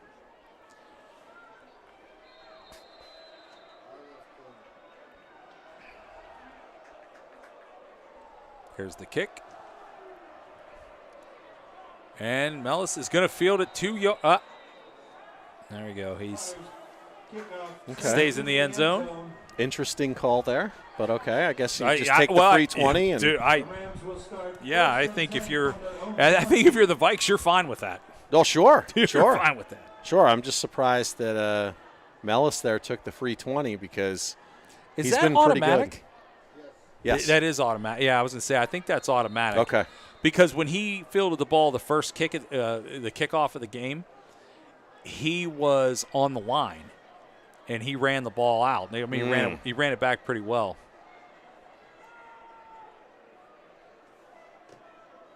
All right. Run up the gut here and runs into the I think Pillar, 5 out of that. Yeah, I was going to say, I think Pillar actually inflicted the pain there. Yeah. I mean, he still got 5 out of that. 62 was in there. 25 Gompers, I think, was in there on that stop as well. But 62 is big too. I'm surprised that the senior 330 run game is able to get so much yardage, off of it's not misses. Like, it's just that, I mean, they're definitely getting hands on the runners. It's just they're not coming down. Well, I was just going to say, those kids are just big. That's and a here huge comes hole. another Wow. one. Yeah, just an absolute gaping hole for number 44, Wow. Pillar. And, I mean. Wow, you'd almost think that had to have been a holding call, but there's no flags in the backfield there. He is surprisingly speedy. Yeah. He's 200 pounds, 5'11". He looks bigger from up here, but maybe that's just because of what he's doing on the field. Yeah, but, that could but be. He looks. I mean, you got to give credit to this line that the they're Rams have. I mean, it's amazing. Going to keep the ball and going to keep running. There you go to the 45, and down great to the 40. downfield blocking too. Yeah, they are really well skilled at that. Paul Mary called his own number on that one and brings it onto the near side and down to the 40-yard line of the Vikes on the rolling clock. 6:14. First and 10 Rams from the Vikings, 40. And up the gut again is Pillar. Oh, nice stick right in the hole for Cole Sullivan. Well, that's what you want to see is, Sullivan get 6'4". beyond the line. You want to make them pay, but man. Is that Specca? I thought it was Cole Sullivan, but either way. Well, that line looks, they look tired. Yeah. Yeah, that is for sure. Snap, Palmieri's going to hand it off again. There's a flag, a big flag thrown right in the middle of the pile, and he's going to break it off, but I don't think it's going to matter. That ball's going to get down to the 16-yard line, but I think it's coming back. Flag on the play. Yeah. Yeah, signal hold there. Oh, there's the coach. I think that may have been a fan. We actually have a lot of folks in attendance tonight. America night down there in the on the central side. You got a huge fan base over here for Pine Richland. I wonder if Neil Walker is here. It's possible. It is possible. And didn't Ben DiNucci also go too? Ben DiNucci, I believe so. Yeah. Yes. Second and 15 for the Rams from the 45. And they're going to be another handoff over to the near huge side. hit there. Huge hit. Boy, he is. I guess the best way to describe the way he runs is like a bull. He's just a hoss out there. Yeah, and it was an excellent stop there by Fleming because, I mean, not only did he hit him and the guy ran him over, but he held on to him, which was huge in order for them to get the second hit on him to bring him down. And that's really what this has been all about for this defense. Central Catholic needs to hold on to the runner, and so that another team can get that second hit on the runner, because if not, these running backs are just running these guys over. Yeah, well, it's just one running back and one quarterback, and they are definitely doing that. Nice penetration there, but it leaves a man wide open downfield, and it was a beautiful throw and catch at the 12-yard line. Paul Mary, actually, that was the first time I think we've seen any arc on a Paul Mary throw. Yeah, that was actually a bomb more than a missile, which is what he normally throws. That was actually a very beautifully thrown ball. Yeah, he had a nice touch on that one. First and goal coming up for the Rams. So right whenever you're Central Catholic and you think that you got them maybe pinned down there, they come right out of it. Aggressive play calling. And right up the gut again, and beautiful hit. Yeah, that's what you want to see. Specca bringing him down. Yeah, and we're starting to see more and more of those tackles. So maybe, at the halftime, maybe there was some talk about let's just wrap these guys up and get some help, because that's part of playing the game sometimes is you can't do it all on your own. You need to have guys come and make second and third hits. Near side, watch number 1. Yeah. They're going to run it up the middle again. Boy, they're going to have to buy Pillar an extra milk on Monday for all the second and running he's done. Whew. No kidding. And I would think you dance with who brung you here and stack the no box doubt. and Pillar. There's no doubt. I would put, if I'm the Rams, I would put my backs up against this right now because they've had so much success already. And Paul Mary's going to keep it on his own, and he is going to fling himself into the end zone. Yeah. I mean, there was definitely 2 guys that made their way into the backfield there. It was a second effort by Paul Mary, but what can you do? Now we've got a man down on the field. Yeah. Looks like it's 99. Deron Smith. I think he might have just gotten a little bit shaken up there. He seems fine coming off the field. And boy, it would just be super if they did not hit this extra point. Right. Every time I say Rams, I want to say Bloomfield Rams just because of where we are, and I know that nobody listening to the broadcast will understand why, even if you are aware of the Bloomfield Rams. Yes, Bloomfield Rams.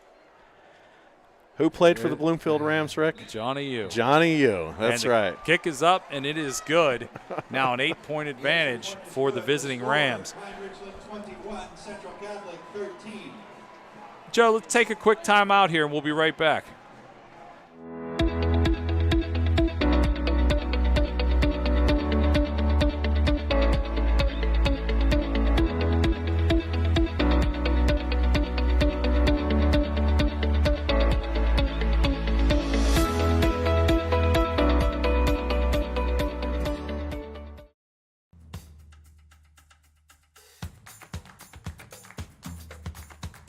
Viking for a day is the best way to experience being a man of faith, scholarship, and service. Brotherhood isn't something you can read about. It's something that needs to be experienced.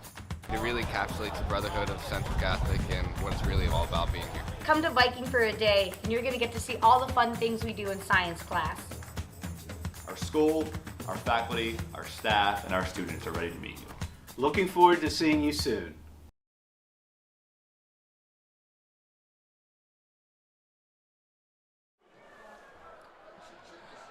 Welcome back. Rick and Kyle here with you. 21-13 the score in favor of the Pine Richland Rams. And you're going to need answers here because now you're down by 8. There's still 3 minutes left to go here in the third. No panic, but also you don't want to let this one get out of hand either. And that is a bomb. And it is going to be fielded at the goal line, bringing the ball out. And there is running room and then quickly eaten up. Was that number 9? So yeah, Sermonara brought him down and brought him down quickly. So they will start at the 25. Yeah, it looks like a little bit beyond the 25. And yeah, I mean, and again, if you're Central Catholic here, you got to keep your foot on the gas. You know, you got to be able to keep those option plays open, throw the ball downfield. You got to keep the pace. And a far side throw, not picking up much on that one. Nice job to haul it in. Jacob Sasek. Yeah, Sasek picked that one up.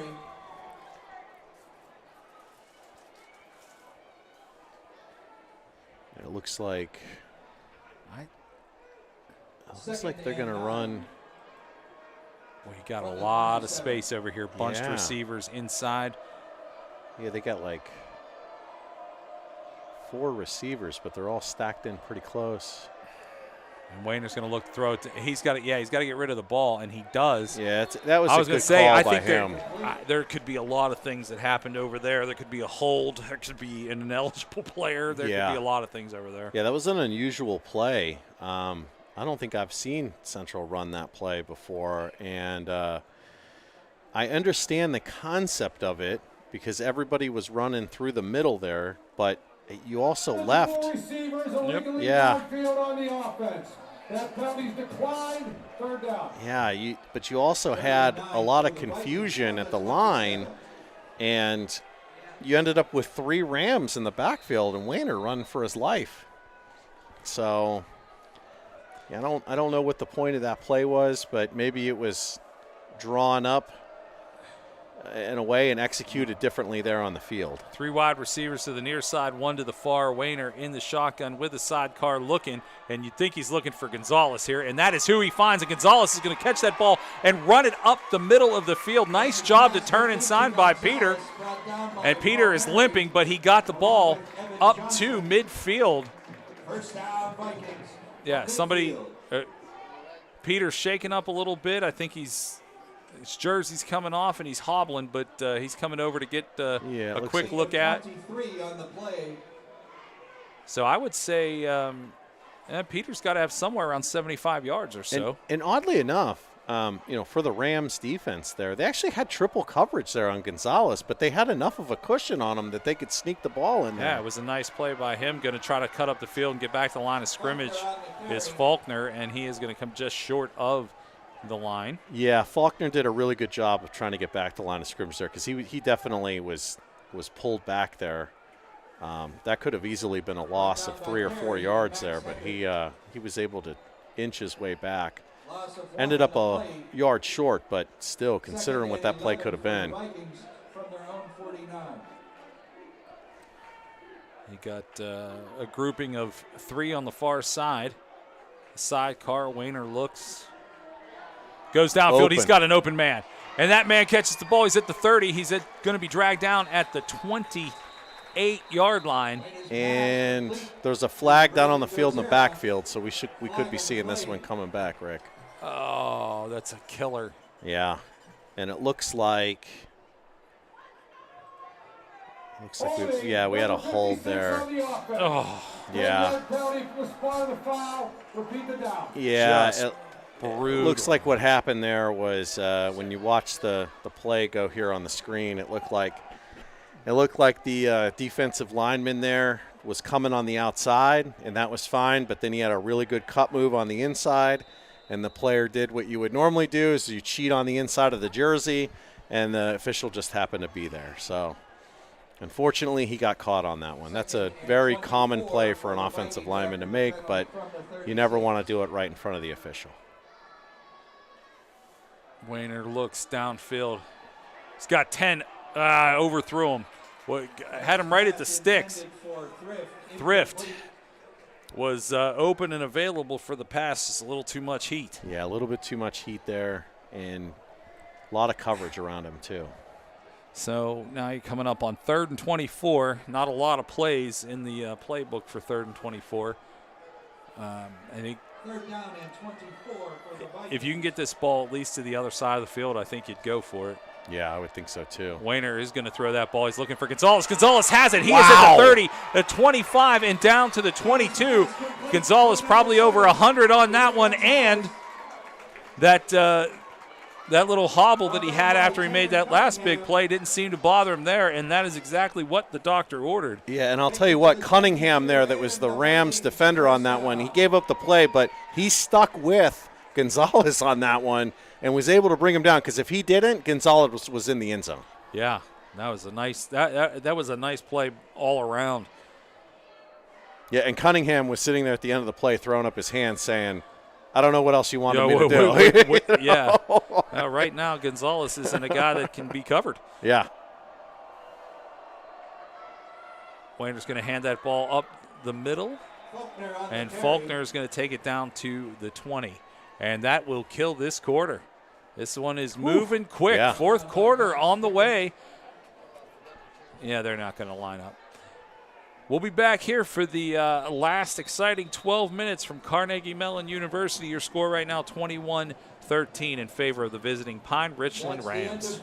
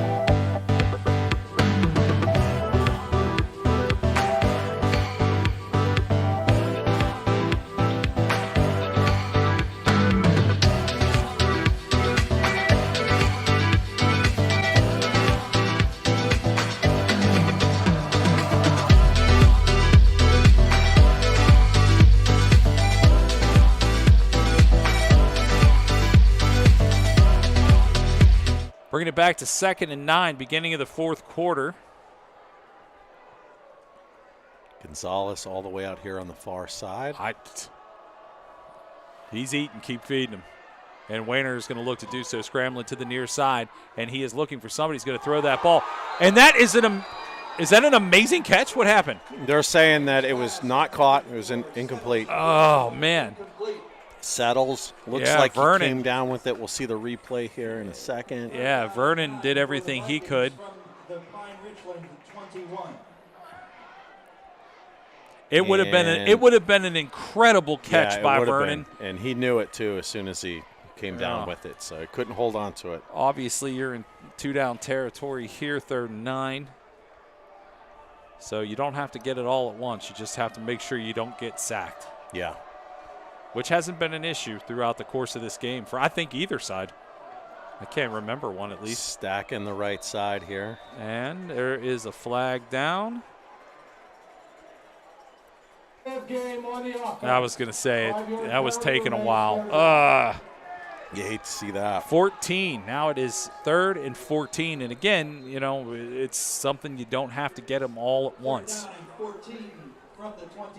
Yeah, you don't, but you hate to see that.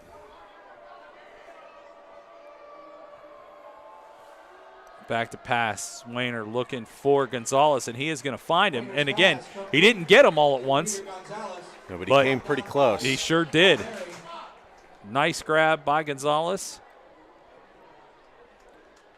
Looks like you're about a yard short there. Peyton's probably. Maybe 2 yards short. 4th down and 1 for the Vikings. I think Peyton's going to call his own number here. 13-yard line.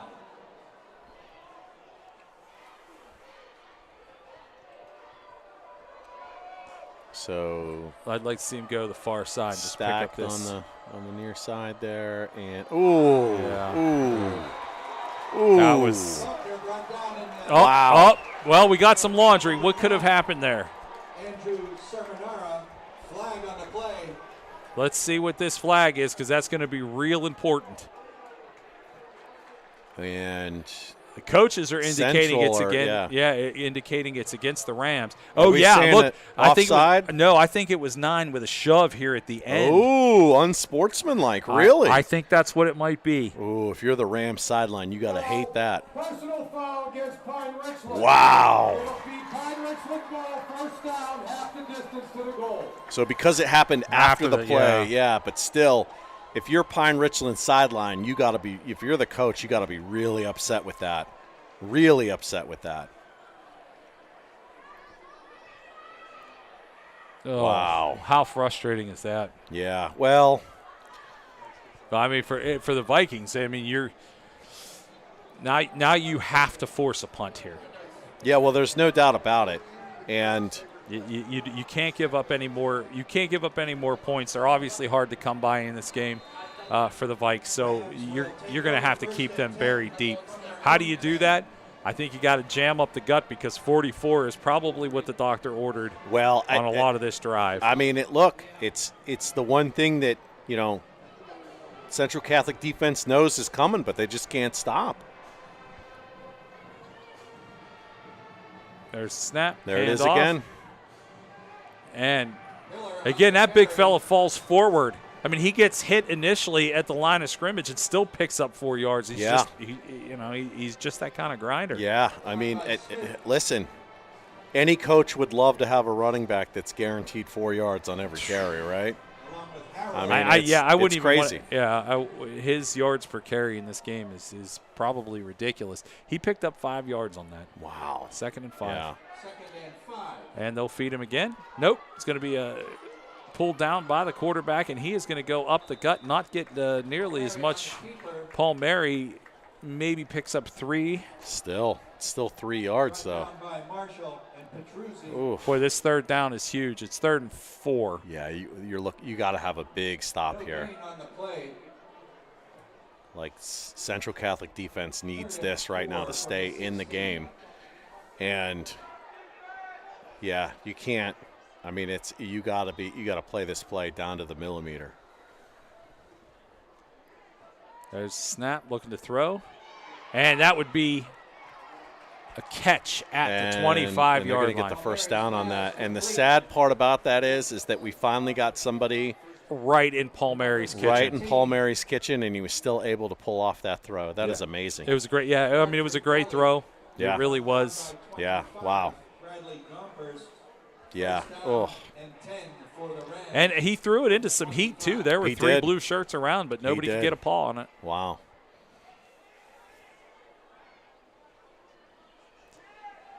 And up the gut again we go. Ooh. Hard yards. And and he's got 8 more. That is just.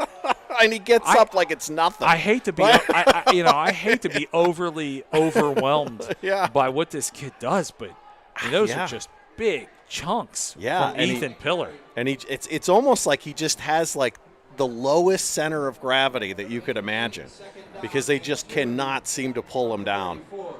It reminds me a little bit of Owen Schmidt when he played for WVU. Just, I'll run at you, and he does it again. I don't think he picked up the first down on that one, but still stop me. I'm just kidding. No, he did pick up the first down. Did he? Yeah, that's what they're saying. Chains. Wow. And he doesn't get tired. No, that's what I mean. Defense. He gets right back up like it's nothing. And then, you're right. He's a two-way player. He goes in on defense and makes big plays too. And no favors here being done. That hurry-up offense that they once were running is taking its sweet time now, making sure that they can drain the clock. I mean, you made reference to LeVar Arrington before. Yeah. As far as it seemed like it was a man playing with boys. I've definitely called games where Terrell Pryor was that way. I mean, sometimes there are just players that come through the whippeal that are like that. LeVar Arrington, Brandon Short, when he was playing for McKeesport, it was like, I mean, look, Pillar is a heck of a football player, but LeVar Arrington was freakish. Like it almost scared you for the other players. Yeah. I don't know that I'd put Pillar in that category, but he sure is good. But yeah, LeVar Arrington was just terrifying. And there is another up-the-gut run for Pillar, and he is it's probably best that he plays for a team called the Rams, because that's how he plays. Absolutely. Yeah, when I would call games with Terrell Pryor, I mean, it was like Tecmo Bowl where the player would latch on, but he would just be like, poof, and just push him right off. I mean, it was crazy. Like, I watched him score 7 touchdowns in a game. I mean, it's like, it's not even fair. No. Yeah, that was the same thing. Like, there have been some guys through here that just remarkable. High snap, able to be fielded, and I'm going to say that is the shortest run of the evening. Yeah, and that's for sure. That will push them to a 4th and 1. I don't think there's any question what they'll do here. Yeah. No, I agree. I mean, at this point, it's you know what? It's a little longer than a 1. Still, I don't think it's quite a 3, but it is. The board changed it. It's 1. Yeah, it's a long one. Yeah, it is a long one, but I mean, you go with what's working, right, and what has been working. From the 45. And that clock continues to run, 6:34. Well, and they're taking their time at this point. Yeah. We don't see that blistering offense anymore, so they're definitely trying to wind this game down. And they're going to wind all that time down, and they're going to take a timeout. I mean, could they be considering punting here? I doubt it. They're on their own side of the, I doubt it. It's 1 yard. They know they can get a hard yard. There's no doubt. They're on their side of the field. Maybe they do consider it. You think they consider doing the punt? I mean, you've gambled all game. If you – I personally, no, I don't think that they will punt. But if you don't pick up that hard yard and a half, you're giving an offense a huge spark on your side of the field. Maybe you don't gamble here. I don't know. But my defense, if I'm the Rams, my defense have come up with some big plays so far, and so it's a win-win for you. I mean, if you gamble and you make it, which you normally have this whole game, it's like, sure.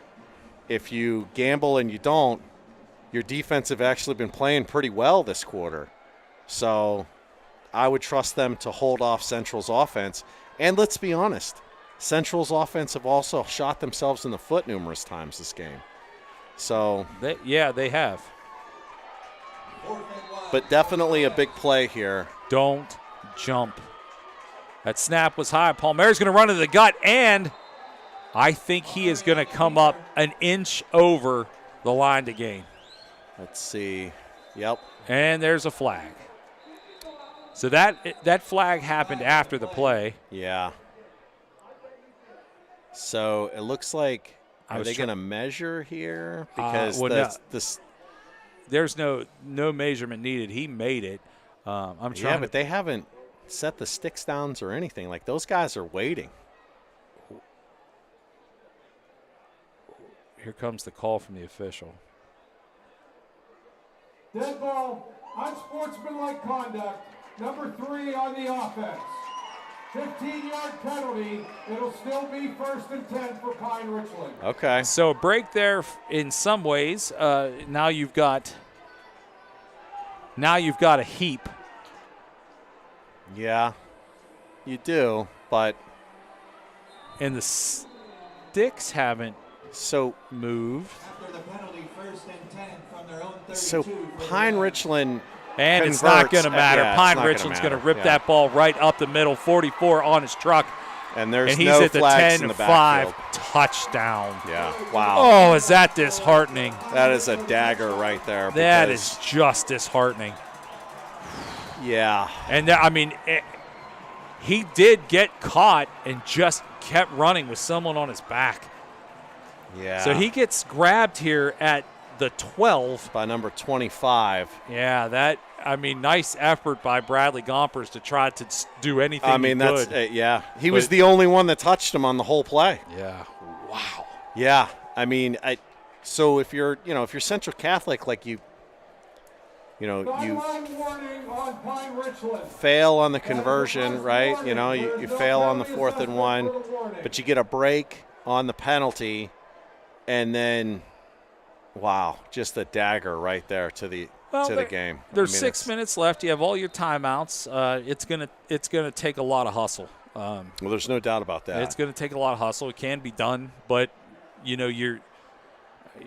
there's a bad snap again, and again a nice job of putting that ball down. It's a 28-13 advantage. It's obvious by the couple of penalties that we've seen, and now we just heard a sideline warning that the Pine Richland the Pine Richland football team is overzealous. Sure. So they're doing some things out there that are clearly hurting their team. If you're the Vikings, you have to go out there, you have to throw, you got to make plays, and you got to keep your head.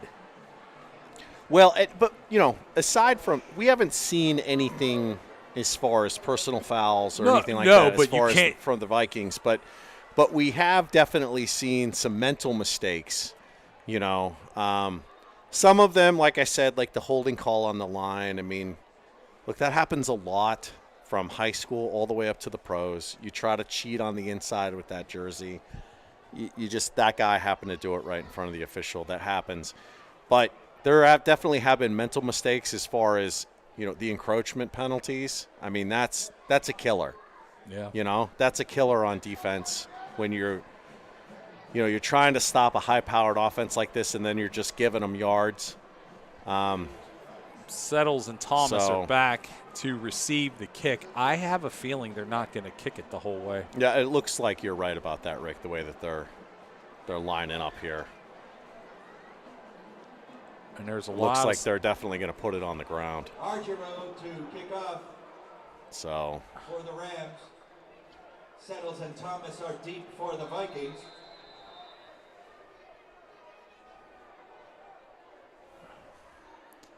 And here comes the kick, and they are going to kick it a little short of the end zone and brought up out from the 2-yard line out to about the 20. So that was Thomas. interesting. Yeah, it was. It was. They did.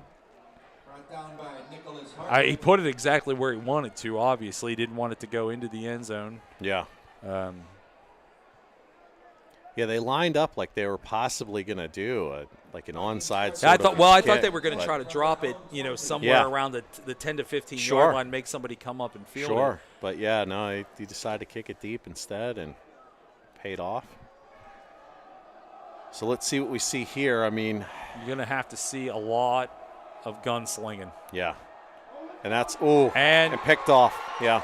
Well, yep, and that's it. That's it wow. was it. Wow. Yeah, Mellis picked it off. And Gonzalez either when we fell look or at got the replay tripped. here, we'll see what happens. But I think Mellis pretty much telegraphed that play the whole way. Yeah, he was there. Like it just did Gonzalez and Settles run into one another? I think that they did. I think there might have been some confusion over who was going to catch that ball. But Mellis was in front of it the whole time. Yeah. I mean, he saw that coming the whole way. I mean, he was. You would have thought that he was throwing directly to him the way he was in position. So yeah, that's tough, and that's got to be deflating for the Central Catholic sideline there. Yeah, that 2 plays back to back. 15 seconds. Yeah, ouch. Well, and they can't. They don't even have enough players on the field. Dude. Kid running down here on the field to make sure he gets down there.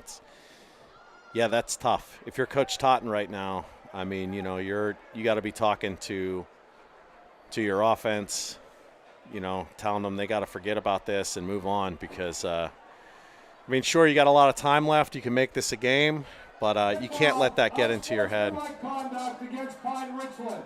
That penalty will be assessed on the kickoff. Touchdown counts. I mean, for a team that's winning. They're kids, 14 to 18 years old. I mean, we were all kids at one point, but it's getting a little egregious. Yeah, I mean, for a team that's winning, there's a lot of. Yeah, I mean, a team that's winning by 21. Right. Kicks down. Oh, that was close to being blocked at least. Got some good. I mean, this is just getting a little. Well, again, if you're Coach Totten, you tell the offense, like, listen, we got to forget about that. We got to go back out there, and we got to do some aggressive play calling, especially if you're Wayner, right? You got to tell him to forget about that play. Yeah, I mean. You can't let that be in the back of your head. You got to go out there, and if you got to throw into some coverage, you got to be brave enough to do that, right? So, unfortunately, it looked like there was some miscommunication there on the play. Yeah. And again, the play calling there, I mean, I get it. You're throwing to your guys that have been automatic, but I just wish that you would have thrown to them a little bit further down the field than those 1 yard to the sideline plays, right? Yeah, that was that. Ooh, that's a backbreaker. Yeah. That's a tough one to take. Sure. 35-13.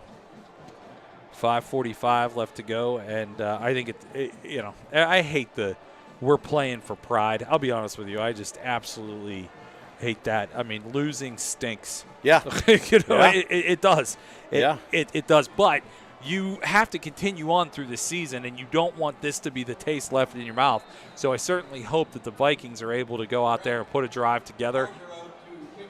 And now you see that squib, and it's going to be fielded at the 40, across the 45 to the 47. Stenek brings it across. So, yeah. I mean, Bull Hurley said it best, Rick. Second sucks. Yeah. No, I mean, it's just it's not what you want here, but you have to go out there and you have to muster up something because you've got plenty of season left. Yeah. Oh, there's no doubt about it. And you do have, you do have an offense that is potent. And so, again, like it's, you've put up some points on the board for with some other teams. You've held a high-powered offense like North Allegheny to 1 score, so your defense is good. Peyton held it down, and he's going to bring it across the 50 to the 46. Pick your battles, get yourself into the playoffs, and make some noise in the playoffs, right? So 15 seconds runs off the clock there, 5:30. I'm not sure what's going on over there, but there are fireworks. Well, I mean, that is it's a celebration of something at Pitt, and that probably does not help the offense who is facing that direction. Sure. Wainer pulls it down. He's going to throw it over to the near side and complete to Gonzalez. Well, we know the Pirates are no longer have a season, so it's definitely not not fireworks night. It's the grand finale over there, man. Yeah. Wow. Oh, and a holding call comes up on. Well, I look, I'm not making excuses, but it's probably very hard to concentrate. Duquesne homecoming. Oh, there you go. Duquesne homecoming. Yeah. Well, you know, the offense was staring directly into giant fireworks. That is not an easy thing to not notice. I mean, it's distracting us. Yeah. You know? Well, I mean, I see a squirrel. Squirrel. Oh, and there is a wrangle. That's the best way to describe that tackle. And guess who that was? That was Heckard. Yep. Boy, that kid is having a heck of a game, man. Yeah, that is distracting. Yeah, I mean, you want to talk about making a bad situation worse.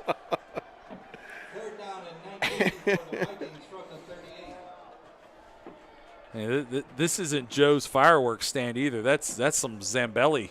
Yeah, that's what I mean. I mean, I don't know if hats off to Duquesne for their homecoming, but there's a throw and it is going to be knocked down, attempted to catch it. It was Vernon Settles at the 44-yard line or 46-yard line, but unfortunately a little too high from him. He was well defended there by Mellis as well.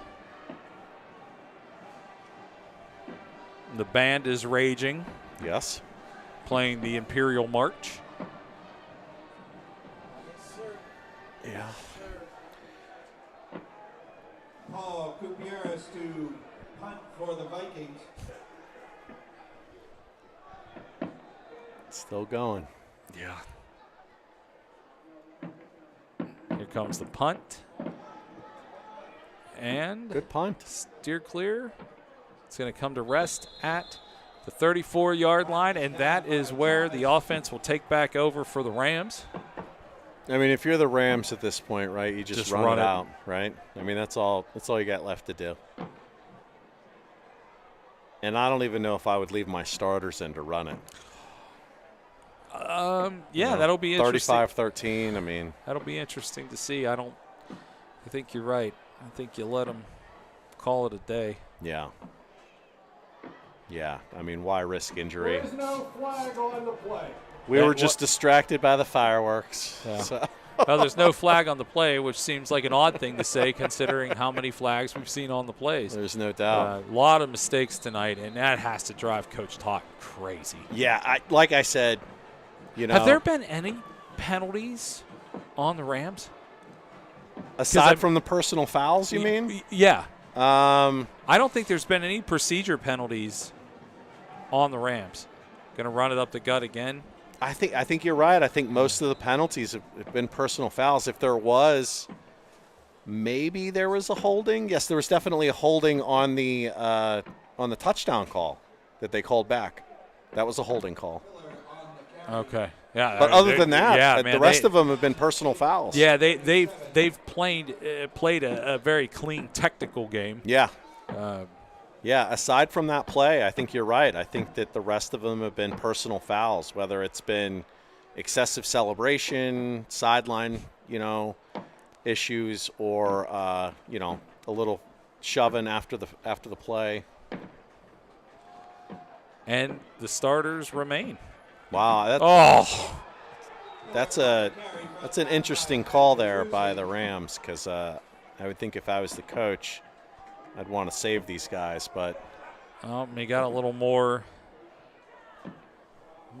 John back and forth. Well, yeah.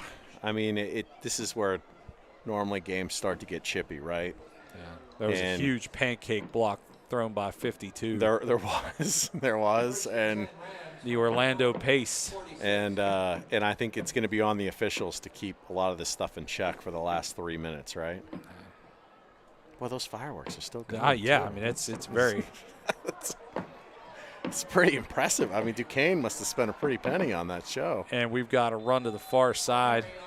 Paul Mary called his own number and got down to the 49-yard line of Central. 2:45 left to go.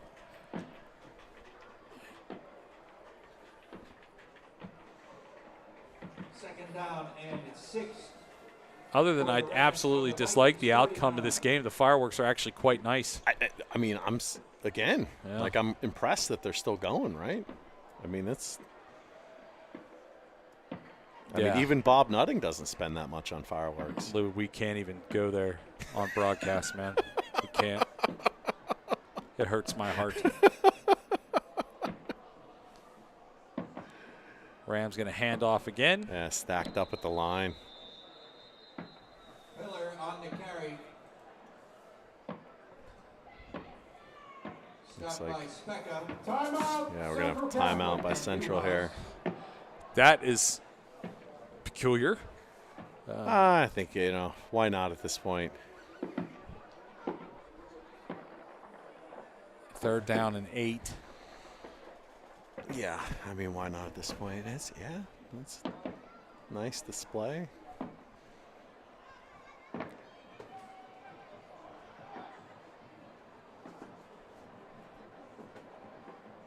Looks like we... Joe, do we have any idea when our next broadcast is? Well, keep in mind, everybody, that if there are things that you want to go back and review from this game, it will live forever at our YouTube channel, for the Central Catholic YouTube channel. Subscribe to that. Also, the previous games that we've done all live there as well, so you can go back, tell a friend if they want to check this out, or any of the previous broadcasts that we've done. They do exist there. Let people know that we try to bring you all the home games. So if you have people living overseas or anywhere else that don't have access to come to the games, we're happy to provide this broadcast for you. Going to pull it down and heave-ho down the field, and it is going to be... It's incomplete, but I'll tell you what, that was pretty close to being caught. Yeah, Paul Mary's pass was very nice. Yeah. Went down to Mellis, and so you kept the starters in the whole time. That's crazy to me. Yeah. That's risking a lot, considering that your goal is to get in the playoffs, and that's where everybody's season starts over, right? Doesn't matter what your record is. You get there. You just got to get there, and so you figure you want to save some of those guys. But there's a team that plays down the road that was the last team into the playoffs and won the Super Bowl. So that's exactly right. Fair catch called. I think that ball actually hit. Get out. That is unbelievable. That ball went through. I was going to say it has to be a touchback. That ball went through the hands of 3 or 4 people, 2 of which ended up in the end zone. But it was pretty close. Nice effort. They called fair catch. From their own 20. So yeah, and they were trying to get it on the 1-yard line there. They kept throwing it back to themselves, but the ref there, seeing the goal line, called it touchback, and so the offense comes back out on the field here for Central Catholic, and I mean, at this point, why not take some shots down the field, right? I mean, what do you got to lose? I think it's insane that the fireworks display has been so long. It's still going on when they got the ball back, run up the middle, and it's only going to pick up 1.5 yards. Yeah. As long as the clock keeps running, we're down to about 90 seconds. Yeah, it looks like it's going to stay running, and I would say 2 more. On the carry. 2 more to 3 more runs. And they're in no hurry to call any plays here. No. So, yeah. Just get off the field. 35-13 to score. 1:15 left to go.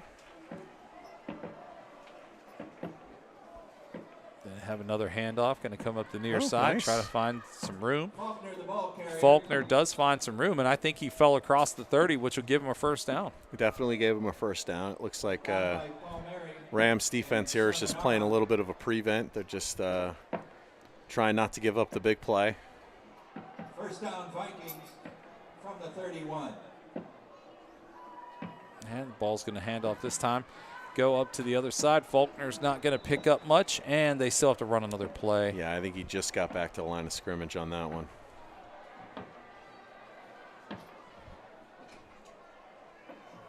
Yep, 34 on the running clock, so 1 more play will do it. Yep.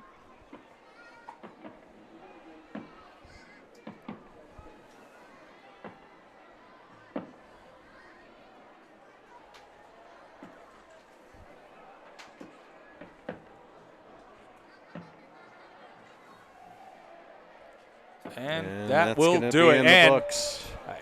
just to add insult to injury, a little unnecessary throw by Heckert there as the ball carrier hit the ground, and that will do it. Your final score, 35-13 in favor of the Pine Richland Rams, gives them new life back into to their season. They are now above 500, and probably for the first time in a while that I can remember, the Vikings are under 500. For Bridget, Tom, myself, Kyle, and the man at Master Control, Joe Deasy, we bid you all a wonderful evening. Have a safe and happy weekend. Good night, everyone.